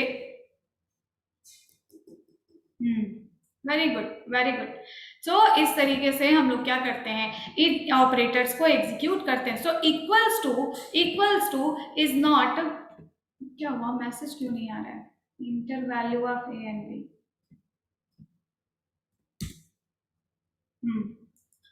10 5 तो रिजल्ट इक्वल्स टू 60। सबने 60 बताया था। तो इस तरीके से आपको समझ में आया हो कैसे एग्जीक्यूट होता है। नॉर्मल सी बात है। ए में वैल्यू असाइन हो जाएगी किसकी? बी मल्टीप्लाई बाई 10 प्लस 1 की, क्योंकि ये पूरा एक एक्सप्रेशन है। ये जो रिजल्ट आएगा वही ए की वैल्यू हो जाएगी और वही वैल्यू, लेकिन यहाँ पे अब आपको बस समझने वाली चीज क्या थी कि जब यहाँ पे ए कैलकुलेट होगा तो ए की पुरानी वैल्यू ही कैलकुलेट होगी। मतलब पहले जब ये कैलकुलेट होगा तो बी 5 मल्टीप्लाई बाई 10 प्लस ए, तो ए की वैल्यू अभी भी क्या रहेगी 10, तो ये 10 होके क्या हो जाएगा 60। अब जो होगा ए की वैल्यू जो 5 थी, सॉरी 10 थी, अब ये ए की वैल्यू 10 नहीं रह जाएगी, अब क्या हो जाएगी 60 हो जाएगी। तो यहाँ पे वही जो ए में वैल्यू आएगा, वही जो 60 आएगा, वो आरएस की नई वैल्यू हो जाएगी। बस आपको इतना सा समझना है और इतना समझ के आप ये सारे कैलकुलेशंस कर सकते हो। इसी तरीके से कंपाउंड ऑपरेटर में भी हम लोग करते हैं। मैम जब वैल्यू ए में असाइन हो रही है तो आरएस वैल्यू क्यों बनाए हैं? Please ma'am. अरे देखो ये कुछ नहीं बनाया है, ये मैं तो समझा रही थी ना, कोई ऐसा मैं वो थोड़ी बता रही थी कि मतलब ये करने का कोई मतलब नहीं है। वैसे अगर कहीं करना पड़ गया, अगर कहीं ऐसे एक्सप्रेशंस आपको रन कराने हैं तो वो उसके लिए मैं बता रही थी। वो तो आप अगर यहाँ पे ए भी प्रिंट करा दोगे तो वही वैल्यू आएगी, क्यों? है ना। तो उसको बनाने का अभी ऐसा कोई मतलब नहीं है ना। अभी तो आप बोलोगे कि आर्यस आपने बेकार में बनाया, तो हाँ बेकार ही में बनाया, लेकिन एक एक्सप्रेशन है कि ऐसे तो अभी आपने इक्वल किया, अभी बहुत सारे एक्सप्रेशन आ सकते हैं, तो उसको कैसे करेंगे ये देखना है हमें। ठीक है, तो इसको करने का कोई खास सच वो नहीं था। अब देखो, तो जैसा मैंने बताया कि equals to what? Equals to is the assignment operator, equals to is the assignment operator, और इसका रिजल्ट 0 1 नहीं आता है। Equals to is the assignment operator, it assigns the calculation result of या the expression result of calculation result of right hand side. सबसे पहले क्या execute होगा? Right hand side. जैसे अभी अभी हम लोगों ने देखा कि यहाँ पे क्या कैलकुलेट हो रहा था? सबसे पहले राइट हैंड साइड, तो ए की पुरानी वैल्यू जो थी वही कैलकुलेट होगी, ए की जो पुरानी वैल्यू थी वही कैलकुलेट होगी। तो यहाँ पे हमने क्या किया, ठीक है, तो it assigns the calculation result of right hand side to the left hand side, to the left hand side variable. और साथ ही साथ आप लोग ये भी चीज ध्यान रखेंगे कि हम ऐसे नहीं लिख सकते। कैसे? कि a multiply by 10 plus 20 equals to b। बताना सही है क्या? बताना सही है क्या? नहीं, सही नहीं है। क्या है? सही नहीं है। जो हमारा एक्सप्रेशन है, जो हमारा क्या है, जो हमारा ये कैलकुलेशन है, वो किधर साइड होना चाहिए? राइट हैंड साइड पे होना चाहिए। So it is wrong, it is wrong statement, it is wrong statement. Fine. इस तरीके से असाइनमेंट ऑपरेटर को आप समझ सकते हैं। And equal and double equal में क्या डिफरेंस है, आई होप आपको समझ में आया होगा, बताएं इक्वल एंड डबल इक्वल में क्या डिफरेंस है? हाँ प्रद्युम्न, ऐसा होना चाहिए। ठीक, तो ये है। अब यहाँ पे हम लोग क्या कर सकते, अब हमें पढ़ना है लॉजिकल ऑपरेटर। अब हमें पढ़ना है लॉजिकल ऑपरेटर। देखो लॉजिकल ऑपरेटर क्या होता है? लॉजिकल ऑपरेटर दो या दो से ज्यादा रिलेशंस को जोड़ता है। लॉजिकल ऑपरेटर क्या करता है? लॉजिक्स लगाता है किस पे ना? ब्रैकेट की नीड नहीं होगी, जैसे देखो नहीं ब्रैकेट की नीड होगी जब आपको क्या करना हो ना, बताती ब्रैकेट की नीड इसमें नहीं होगी, जो ये अभी हम लोगों ने किया हुआ है इसमें नीड नहीं होगी, क्योंकि इसमें ऑटोमेटिक जो हमारा एस्ट्रिक है, जो हमारा मल्टीप्लिकेशन है, उसका प्रेसिडेंस ज्यादा है। अभी प्रेसिडेंस ऑफ ऑपरेटर्स पढ़ाऊंगी तो बता दूंगी, ये इसका प्रेसिडेंस ज्यादा है, तो पहले ऑब्वियसली ये कैलकुलेट होगा, फिर उसके बाद जो रिजल्ट आएगा उसमें +20 हो जाएगा। तो इस तरीके से इसमें आपको ब्रैकेट की जरूरत नहीं। ब्रैकेट की जरूरत तब होती है जब डिवाइड कर रहे हैं या पूरे एक एक्सप्रेशन के रिजल्ट को पहले। ब्रैकेट का मतलब क्या होता है ना कि अगर आप इस पूरे को जैसे मान लो कि अगर यहाँ रहता a+b, a+10 मल्टीप्लाई बाई ऐसे, ठीक है, और जैसे अब तुमने पूछ दिया तो बता ही दें, ठीक है, तो ऐसे देखो a+10 मल्टीप्लाई बाई 20, तो इसका क्या मतलब है? इसका मतलब है पहले ये एग्जीक्यूट होगा। कौन सा एग्जीक्यूट होगा? पहले ये एग्जीक्यूट होगा। कौन सा? 10 मल्टीप्लाई बाई 20, पहले कौन सा एग्जीक्यूट होगा? 10 मल्टीप्लाई बाई 20, और उसमें प्लस होगा कौन सा? किसकी वैल्यू? a की वैल्यू। समझ आ रहा है ना आप लोगों को?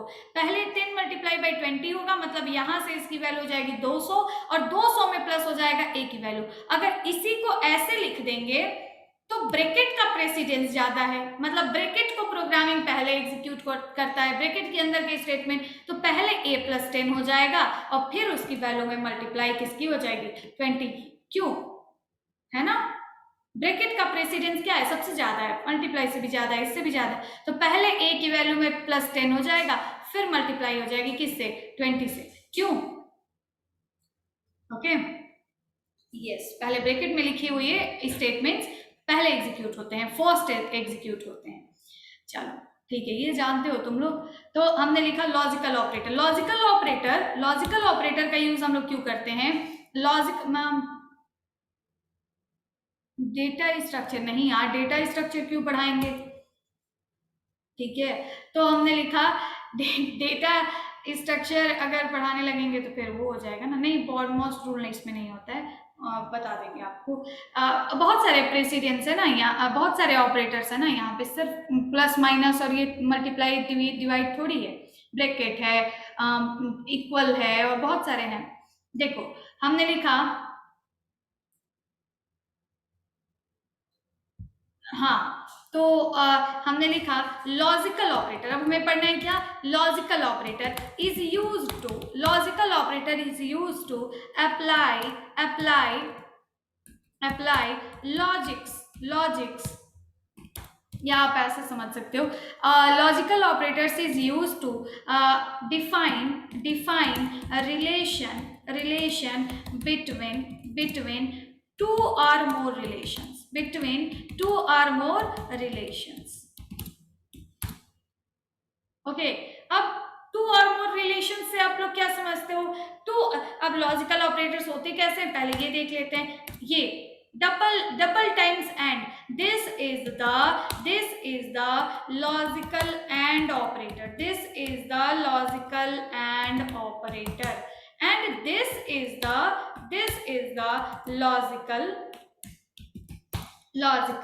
or operator, this is the logical or operator, and okay, and this is the logical not operator। अब इसको logical not operator, अच्छा एक और ऑपरेटर ऊपर छूट गया है, वो भी बता दूं, जब इज नॉट लिखा तो इज नॉट इक्वल्स टू, एक और रिलेशनल ऑपरेटर होता है जो कि ये कौन सा? इज नॉट इक्वल्स टू, ठीक है, इज नॉट इक्वल्स टू, ठीक है।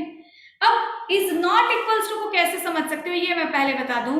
जैसे equal equals to and is not equals to, ध्यान से समझना, equal equals to and is not equals to, दोनों अपोजिट हैं एक दूसरे के, दोनों क्या है, एक दूसरे के अपोजिट हैं। अगर किसी स्टेटमेंट में ये वाला ऑपरेटर ट्रू रिटर्न करेगा तो सेम उसी स्टेटमेंट में ये वाला ऑपरेटर फॉल्स रिटर्न करेगा। अगर किसी स्टेटमेंट में ये वाला ऑपरेटर फॉल्स रिटर्न करेगा तो सेम उसी स्टेटमेंट में ये वाला ऑपरेटर ट्रू रिटर्न करेगा। कहने का मतलब क्या था, अब समझ लेना। हमने लिखा int a equals to 20 comma b equals to 40, b equals to 20, हमने लिख दिया res equals to a equal b। बताना res की वैल्यू क्या आएगी, बताना res की वैल्यू क्या आएगी, res की वैल्यू क्या आएगी, ये 0 कौन बोला, गौरव गुप्ता, 0 आएगी, 1 आएगी। res की वैल्यू क्या आएगी, डबल टाइम इक्वल है, डबल टाइम इक्वल है, ध्यान रखें आप लोग, प्रतिभा ध्यान रखें आप लोग, क्या आएगी, पहले ये एग्जीक्यूट होगा a इक्वल b, इसका मतलब है the value of a and the value of b is equal. क्या ये कहना सही है, यस बिल्कुल सही है। अब जो वैल्यू आएगी वो res में असाइन हो जाएगी। res का रिजल्ट कितना आएगा, 1, res का रिजल्ट कितना आएगा, 1। अगर आप यहीं पे इज नॉट इक्वल लगा दें, इसका क्या मतलब है, इसका मतलब है आप ये कह रहे हो कि value of a and value of b is not equal. तो क्या ये कहना सही है क्या, नहीं भाई आप गलत कह रहे हैं, ये कहना आपका सही नहीं है। Value of b a and value of b is not equal, नहीं बिल्कुल इक्वल है, आप गलत कह रहे हैं कि इज नॉट इक्वल, ठीक है। तो जिस स्टेटमेंट में इक्वल इक्वल ट्रू देगा सेम उसी स्टेटमेंट में इज नॉट इक्वल 0 फॉल्स देगा, 0 देगा, समझ गया, ठीक है, समझ गया होगे। जिसको इक्वल इक्वल समझ में आएगा उसको इज नॉट इक्वल भी समझ में आ जाए, ठीक है। अब देखो नेक्स्ट, जैसे क्या है कि अब दो रिलेशंस की हम बात करते हैं, हम क्या बात करते हैं, हम दो रिलेशंस की बात करते हैं, किसमें, लॉजिकल ऑपरेटर में। हम क्या बात करते हैं, हम दो रिलेशंस की बात करते हैं, किसमें, लॉजिकल ऑपरेटर में। अब यस आत्मदेव, यस देखो, अब हमें लॉजिकल ऑपरेटर पढ़ना है, क्या कॉन्सेप्ट है इसका, कॉन्सेप्ट इसका कुछ ऐसा है कि दो रिलेशंस, आप दो रिलेशंस की बात करें, जैसे हमने बोला कि दो आप रिलेशंस की बात करें, रिलेशन का मतलब क्या होता है, रिलेशन का मतलब क्या होता है आप लोग जानते ही हैं। जैसे हमने कर दिया A B, value of a is 10 and value of b is 5, value of b is 5, ऐसे इंटीजर वैल्यू, छोटी वैल्यू से समझते हैं। दो रिलेशंस लगाए, हमने लिखा a is greater than b, दूसरा रिलेशन कहा b is greater than 0, ठीक है। अब अगर आपने बोल दिया कि a is greater than b, a is greater than b, तो क्या ये कहना सही होगा, यस। इसका रिजल्ट क्या आएगा, इसका रिजल्ट ट्रू आएगा, क्योंकि value of a is greater then value of b है ना। इसका रिजल्ट क्या आएगा, a is greater than b का रिजल्ट क्या आएगा, ऑब्वियसली ट्रू आएगा। And b is greater than 0, इसका रिजल्ट क्या आएगा, इसका रिजल्ट भी ट्रू आएगा, क्योंकि value of b is greater than 0। अब देखो ये दो एक्सप्रेशंस हैं, ये एक अलग है, ये एक अलग है, ये रिलेशन अलग है, ये रिलेशन अलग है, ठीक है।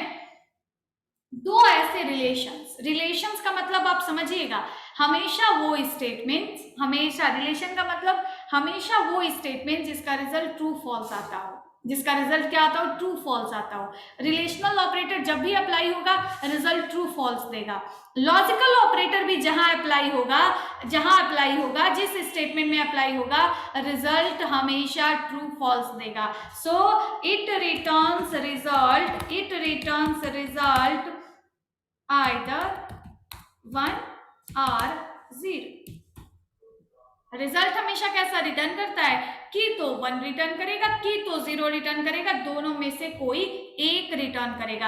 अब आपने क्या किया, दोनों को आप एक साथ जोड़ सकते हैं, किसको? इन दोनों को अगर आप एक लाइन में लिखना चाहें, एक स्टेटमेंट बना के लिखना चाहें, तो आप इन दोनों स्टेटमेंट्स को, दोनों रिलेशंस को जोड़ सकते हैं। कैसे?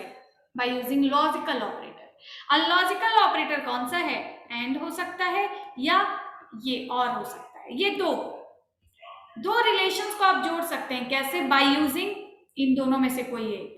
अंतर क्या आएगा?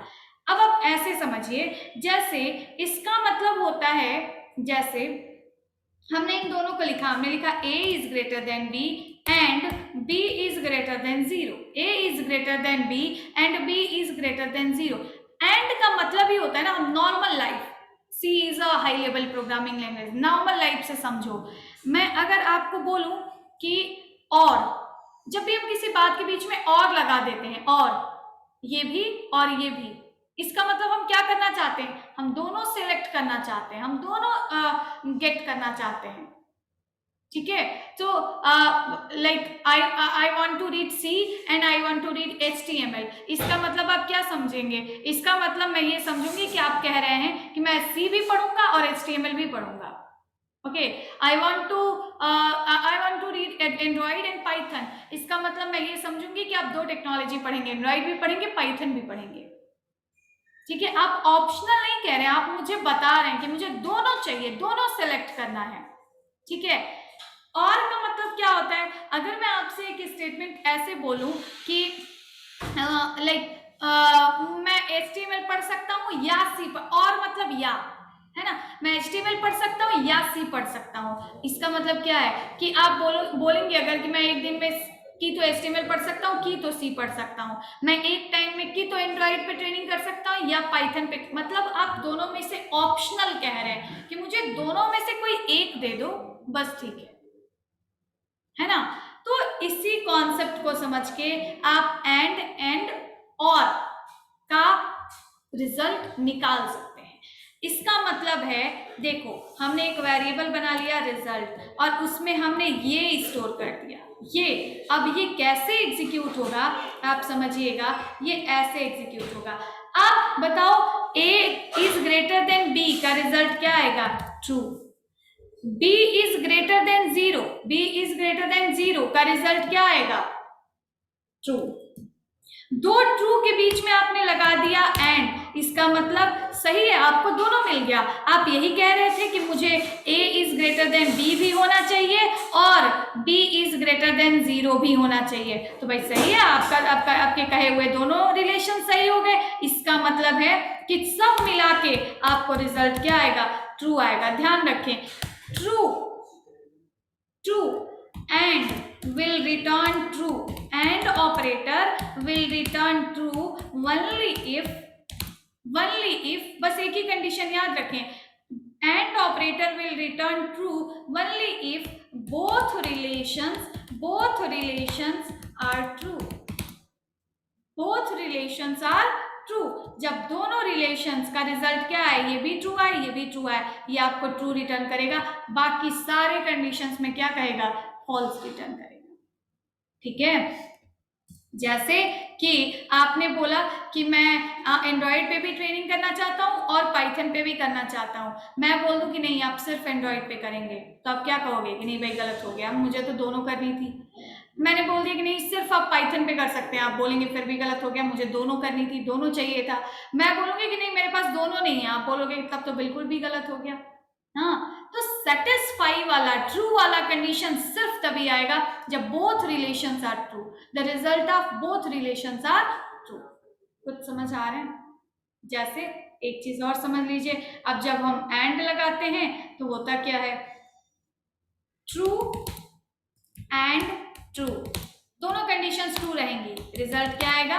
True. False and true, result क्या आएगा? रिजल्ट क्या आएगा?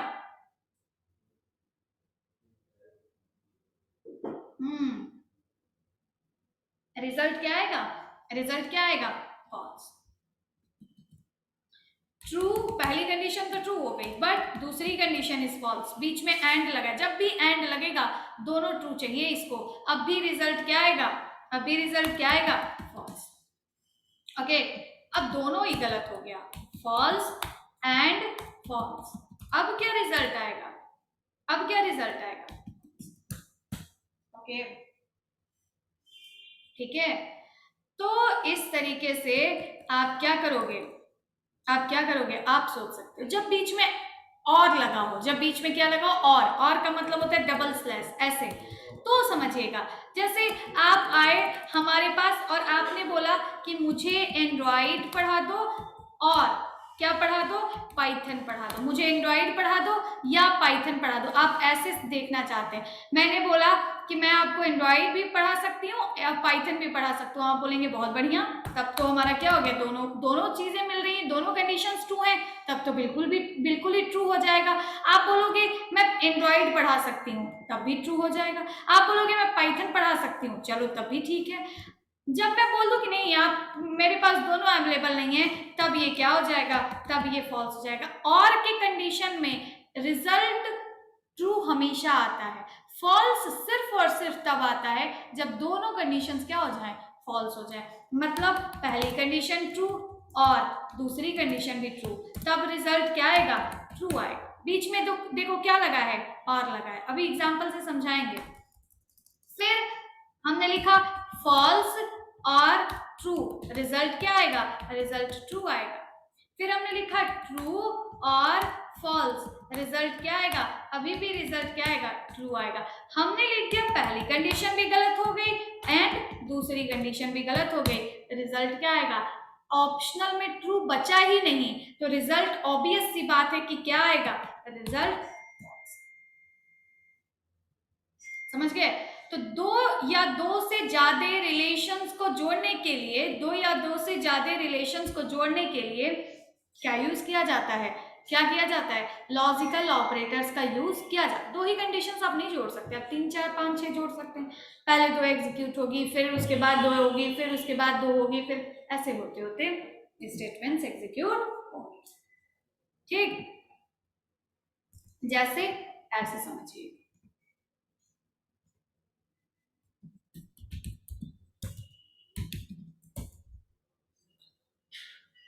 मैम नेटवर्क प्रॉब्लम की वजह से आज दोनों क्लासेस छूट गई। नेटवर्क प्रॉब्लम तो हाँ यार, आजकल थोड़ा सा बारिश का जो सीज़न हो गया है ना, पता नहीं क्यों बहुत जल्दी इस टाइम बारिश होने लगी, इस वजह से थोड़े स्टूडेंट्स को प्रॉब्लम हो गई है लाइट वगैरह की। डोंट वरी, हम लोग वीडियोस वगैरह डेली अपलोड करते हैं, आपको हेल्प करेगा, आप उससे पढ़ना और क्लासेस करो, ज्वाइन करते रहो, थोड़ा बहुत भी पढ़ते रहो, है ना। टास्क आप बाद में भी कंप्लीट कर सकते हो अगर ज़्यादा प्रॉब्लम है तो देखो, अब जैसे हम लोगों ने क्या किया, ठीक है, परेशान ना हो। हाँ हाँ, यूआई की वीडियो बस अपलोड हो ही रही होगी आयुष, हो ही जाएगी, बस बस कुछ ही टाइम में। देखो जैसे मान लो हमने क्या किया, हमने लिखा इंट ए कॉमा बी, अब आप समझिएगा इंट ए कॉमा बी, और यहाँ पे हमने लिख दिया इंट ए कॉमा बी, यहाँ पे हमने लिखा दोनों वैल्यूज को हम इनपुट कराते हैं, हमने लिख दिया printf inter two numbers, inter two numbers. यहाँ हमने लिख दिया स्कैनएफ एंड 2 बार हमने लगा दिया %d कॉमा m%a दोनों वैल्यू इज स्टोर रूम में। इन चीजों में आप बिल्कुल कंफ्यूज नहीं होइए, इनपुट वगैरह कराने में आप बिल्कुल कंफ्यूज मत होइए। अब हमने क्या किया, दोनों में हमने एक कंडीशन लगाई, हमने लिख दिया printf, डायरेक्ट देखो हम प्रिंट करा रहे हैं, हमने लिख दिया printf %d।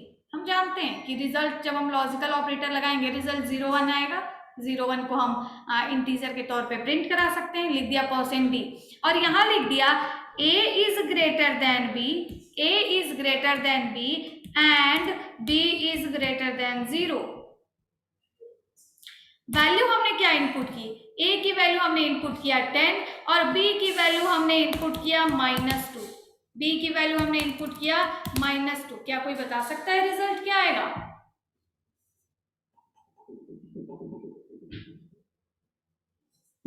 Very good, result क्या आएगा सोनम मौर्य, ध्यान से देख लो भाई, रिजल्ट क्या आएगा, रिजल्ट 1 नहीं आएगा। फिर किसी लड़की ने गलत बताया, निखिल गलत बता रहे हैं आप, निखिल रावत गलत बता रहे हैं। ध्यान से देखो, रिजल्ट क्या आएगा? यस, सबने सही बताया। साक्षी गलत बता रही हो। रिजल्ट क्या आएगा? मानसी चौधरी गलत बता रही हो। रिजल्ट क्या आएगा?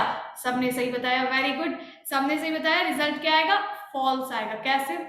पहले आप इसको एग्जीक्यूट करो, फिर आप इसको एग्जीक्यूट करो, इन दोनों का जो रिजल्ट है उसको मिला के एक बार एग्जीक्यूट करो, कर लो, और फिर जो आता है उसको प्रिंट करो। पहले इधर का पूरा सॉल्व तो करो, तब तो प्रिंट करोगे, है ना? तो यहां पे पहला a is greater than b, 10 is greater than -2, yes it is very true, 10 is greater than -2, result आ गया ट्रू। एंड लगा है, छोड़ दो। b is greater than 0, -2 is greater than 0, no it is very false। जब भी बीच में and लगा हो तो ट्रू, एंड का मतलब होता है और का मतलब होता है मुझे दोनों ट्रू चाहिए, मुझे दोनों ऑप्शन सही चाहिए, तभी मैं आपको ट्रू रिटर्न कर पाऊंगा। इसका मतलब है कि इसका रिजल्ट क्या आएगा? जब दोनों कंडीशन में से कोई भी एक फॉल्स हो जाए और बीच में एंड लगा हो, इसका मतलब ये रिजल्ट पूरा क्या रिटर्न करेगा? फॉल्स। और फॉल्स का मतलब क्या होता है? जीरो। इस तरीके से इस % के जगह पे जीरो प्रिंट हो जाएगा। क्यों? समझ आया? ऐसे हमने डायरेक्ट प्रिंटफ में डाल दिया, ऐसे भी कर सकते हो। हमने लिख दिया, हमने कर दिया comma result, comma R, result लिख देते हैं, रिजल्ट, और यहाँ लिख दिया सेम वैसे ही हमने लिख दिया result equals to a is greater than 10 and b is greater than 0। Okay, when both conditions is true, both conditions में देखो, पहली जो जैसे ही कोई एक गलत हो जाए तुरंत मान लो कि अब गलत हो गया, अब आगे चेक करने की जरूरत ही नहीं है, गलत हो गया। b इज ग्रेटर देन 0 गलत हो गया, मतलब पूरा आपको क्या रिटर्न करेगा? फॉल्स रिटर्न करेगा। rs की वैल्यू प्रिंट करा के देखोगे तो क्या रिटर्न करेगा? 0 रिटर्न करेगा। प्रिंट करा के देख लो, रिजल्ट हमने प्रिंट कराया, क्या रिटर्न करेगा?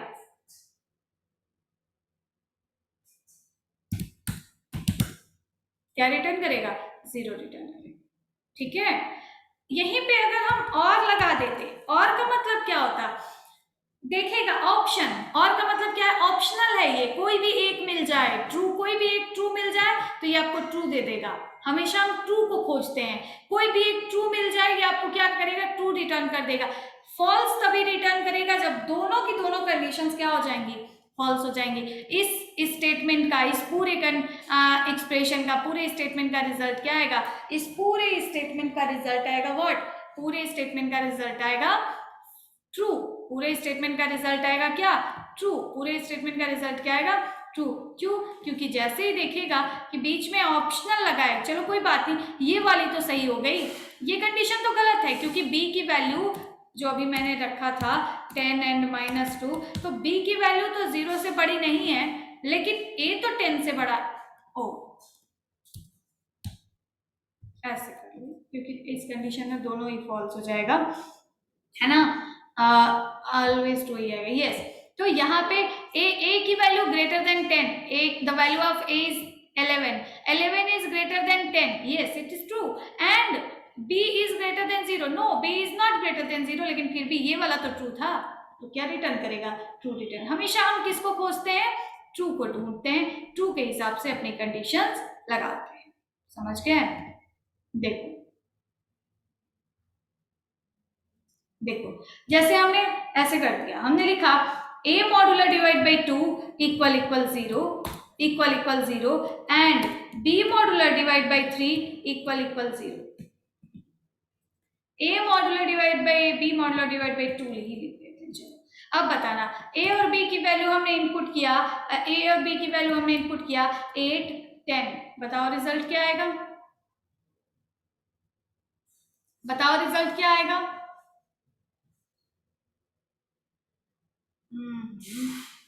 सब लोग गलत बता रहे हो। हाँ, वेरी गुड, अब सबने सही बताया। देखो रिजल्ट क्या आएगा?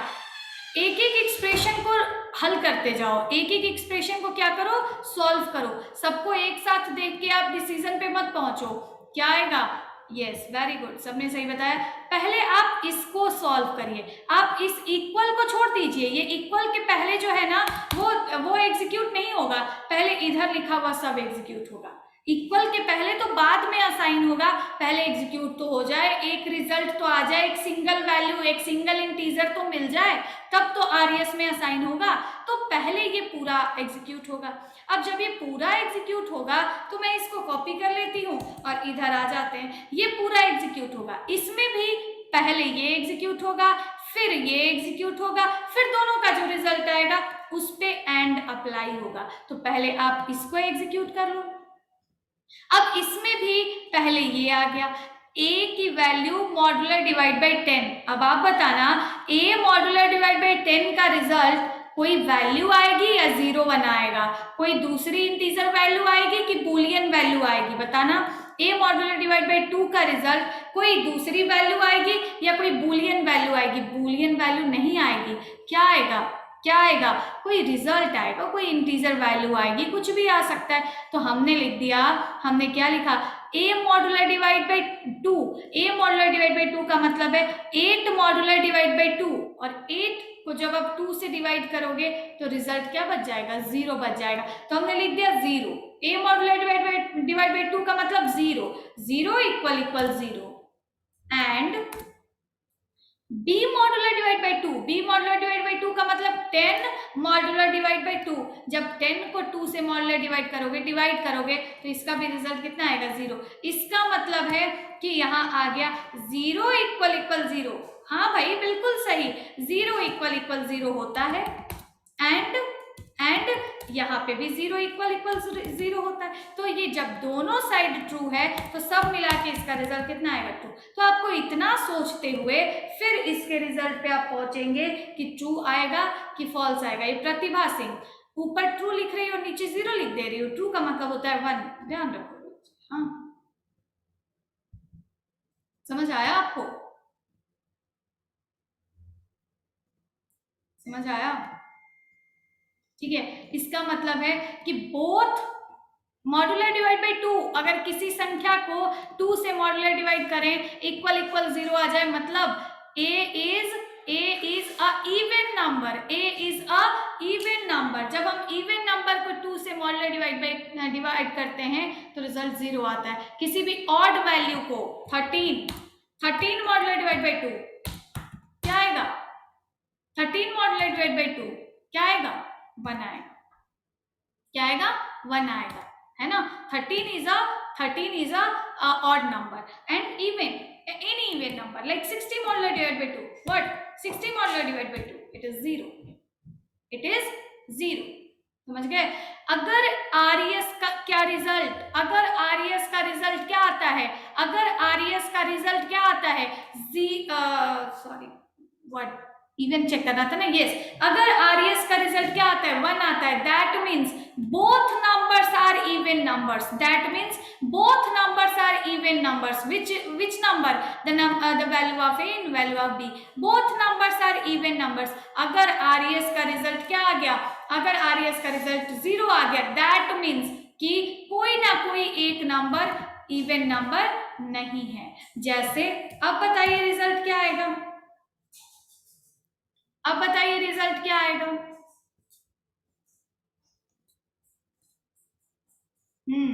रिजल्ट क्या आएगा, फॉल्स। क्यों फॉल्स आएगा, वेरी नाइस, रिजल्ट क्या आएगा, फॉल्स। फॉल्स क्यों आएगा, a modular divide by 2 equal equal 0, a modular divide by 2 what, 8 modular divide by 2 equal 0, 0 equal equal 0, and b modular divide by 2, b modular divide by b is 11, 11 modular divide by 2 is 1, 1 equal equal 0। ऐसा आपका ये statement बन जाएगा, 0 equal equal 0 is true, 0 equal equal 0 is true and 1 equal equal 0 is false।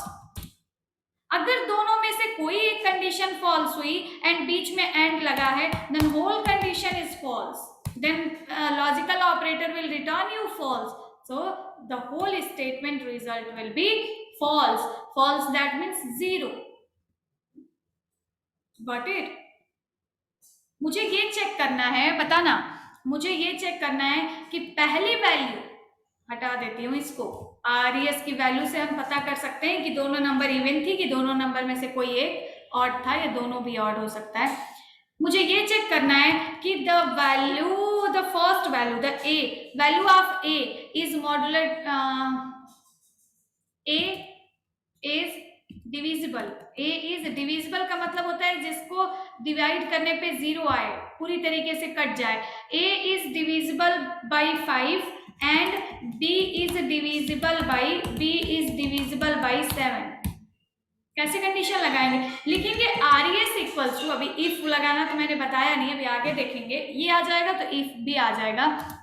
हमने लिखा RES equals to, ए को check करना है कि डिविजिबल बाई 5 है कि नहीं, तो लिख देंगे कि अगर हम ए को 5 से डिवाइड करें और इक्वल रिमाइंडर क्या है 0 आए, that means A is divisible by 5। अगर इसका रिजल्ट 2 आता है मतलब ए इज डिविजिबल बाई 5। अगर रिजल्ट फॉल्स आता है मतलब ए इज नॉट डिविजिबल बाई 5। बीच में लगा दिया हमने एंड ये बताना, हमें ये चेक करना है, हमें क्या चेक करना है, हमें ये चेक करना है कि b इज डिविजिबल बाई 7। क्या लिखेंगे बताना? And b is divisible by 7 क्या लिखेंगे? लिखेंगे b modular divide by 7। b को जब हम 7 से, b की वैल्यू को 7 से मॉडुलर डिवाइड बाई करें तो इक्वल क्या आना चाहिए? 0। अब देखो, अगर RES की वैल्यू 0 आती, अगर RES की वैल्यू 1 आती है, इसका मतलब ये कहना आपका बिल्कुल सही था। A 5 से डिविजिबल था और B 7 से डिविजिबल था। अगर RES की वैल्यू 0 आती है मतलब कहीं ना कहीं मिस्टेक हो गया कि तो A 5 से डिविजिबल नहीं था या B 7 से डिविजिबल। गॉट इट ना? ऐसे एंड लगा के दो या दो से ज्यादा रिलेशंस को एक साथ जोड़ सकते हैं।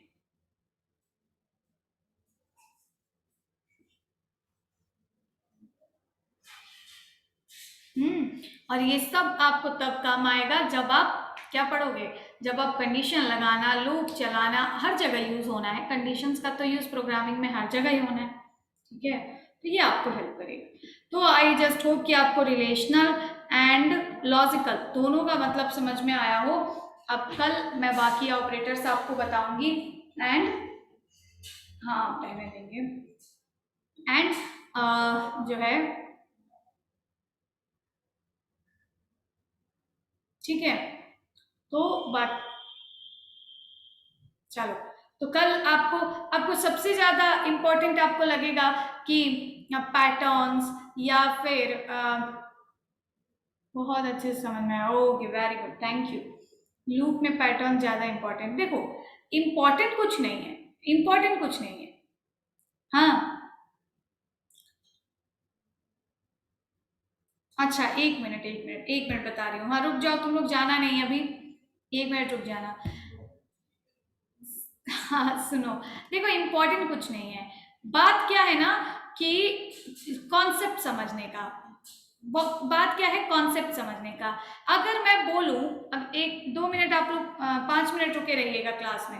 अगर मैं आपसे बोलूं, आप मेरी बात समझ लीजिए, बहुत अच्छे से समझ आया, थैंक यू मैम, हाँ थैंक यू बहुत बढ़िया, थैंक यू।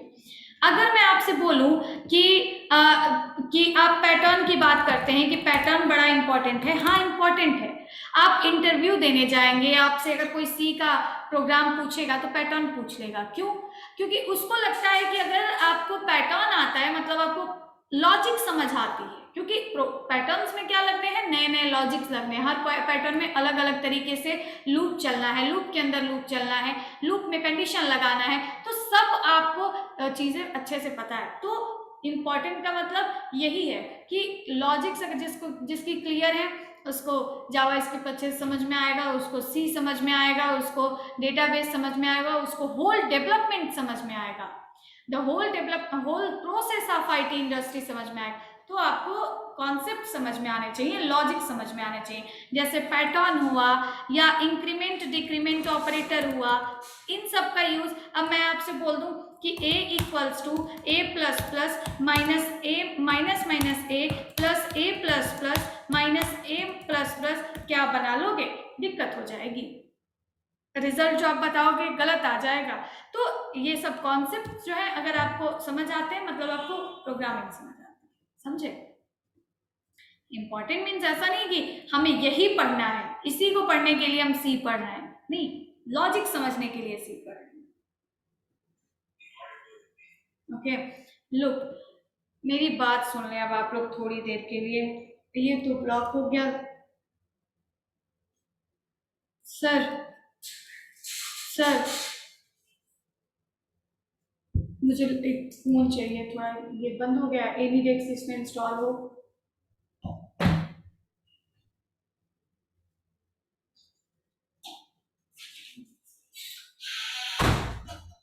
एक 2 मिनट वेट करें ना आप लोग को कुछ बता दूं मैं।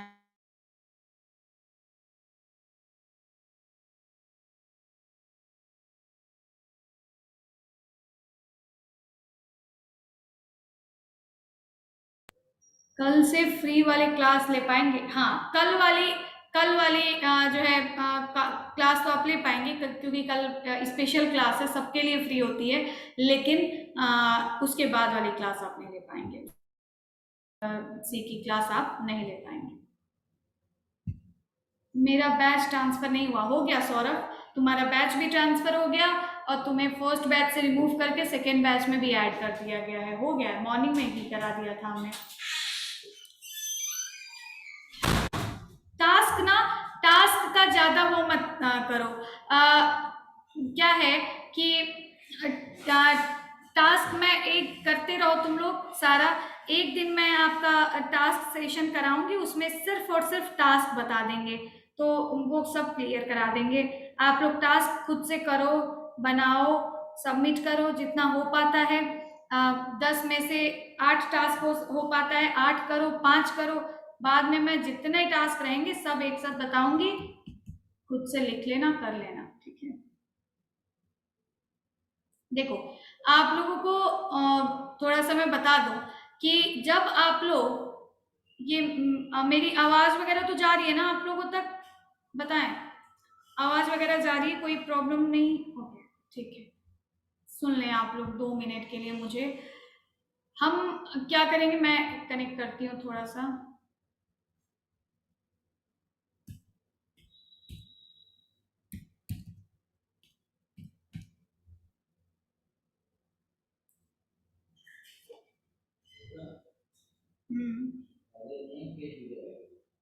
ओके,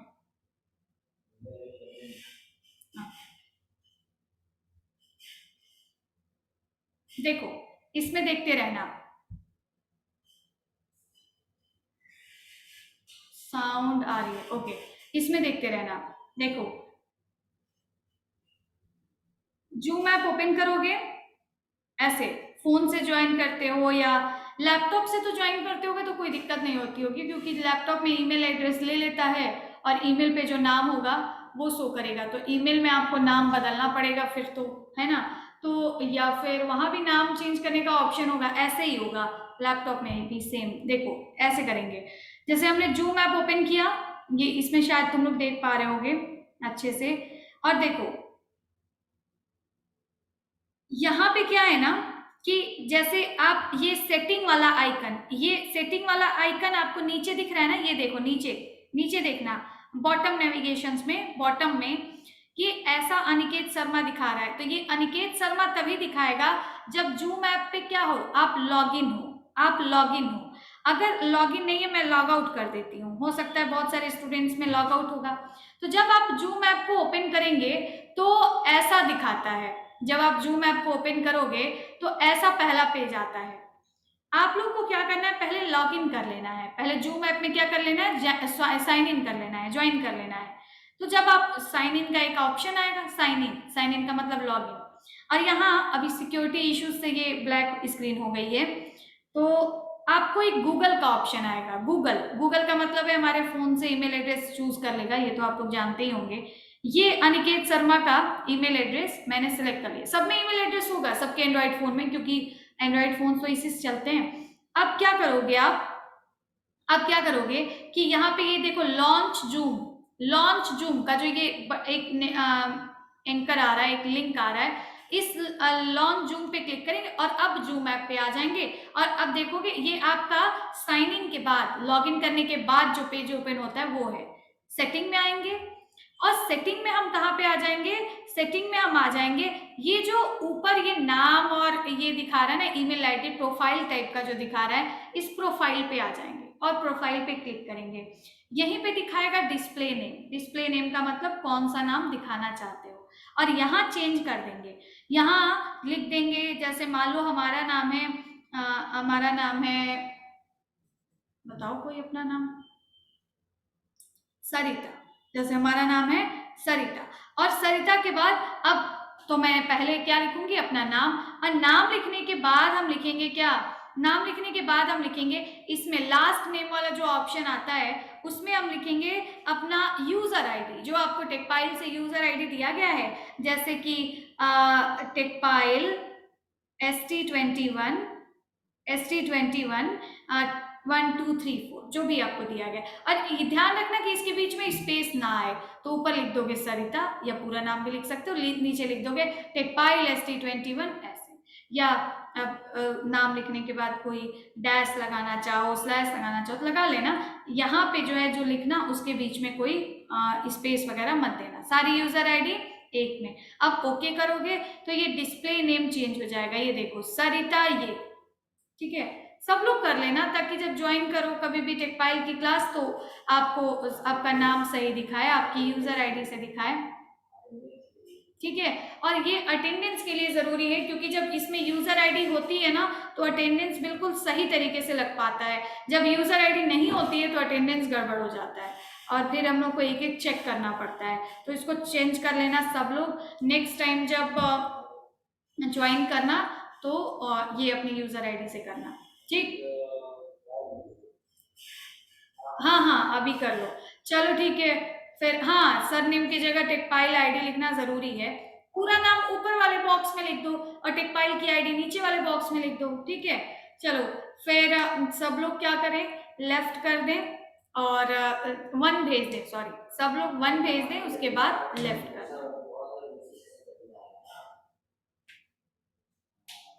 ठीक है। Thank you boys, thank you girls, bye.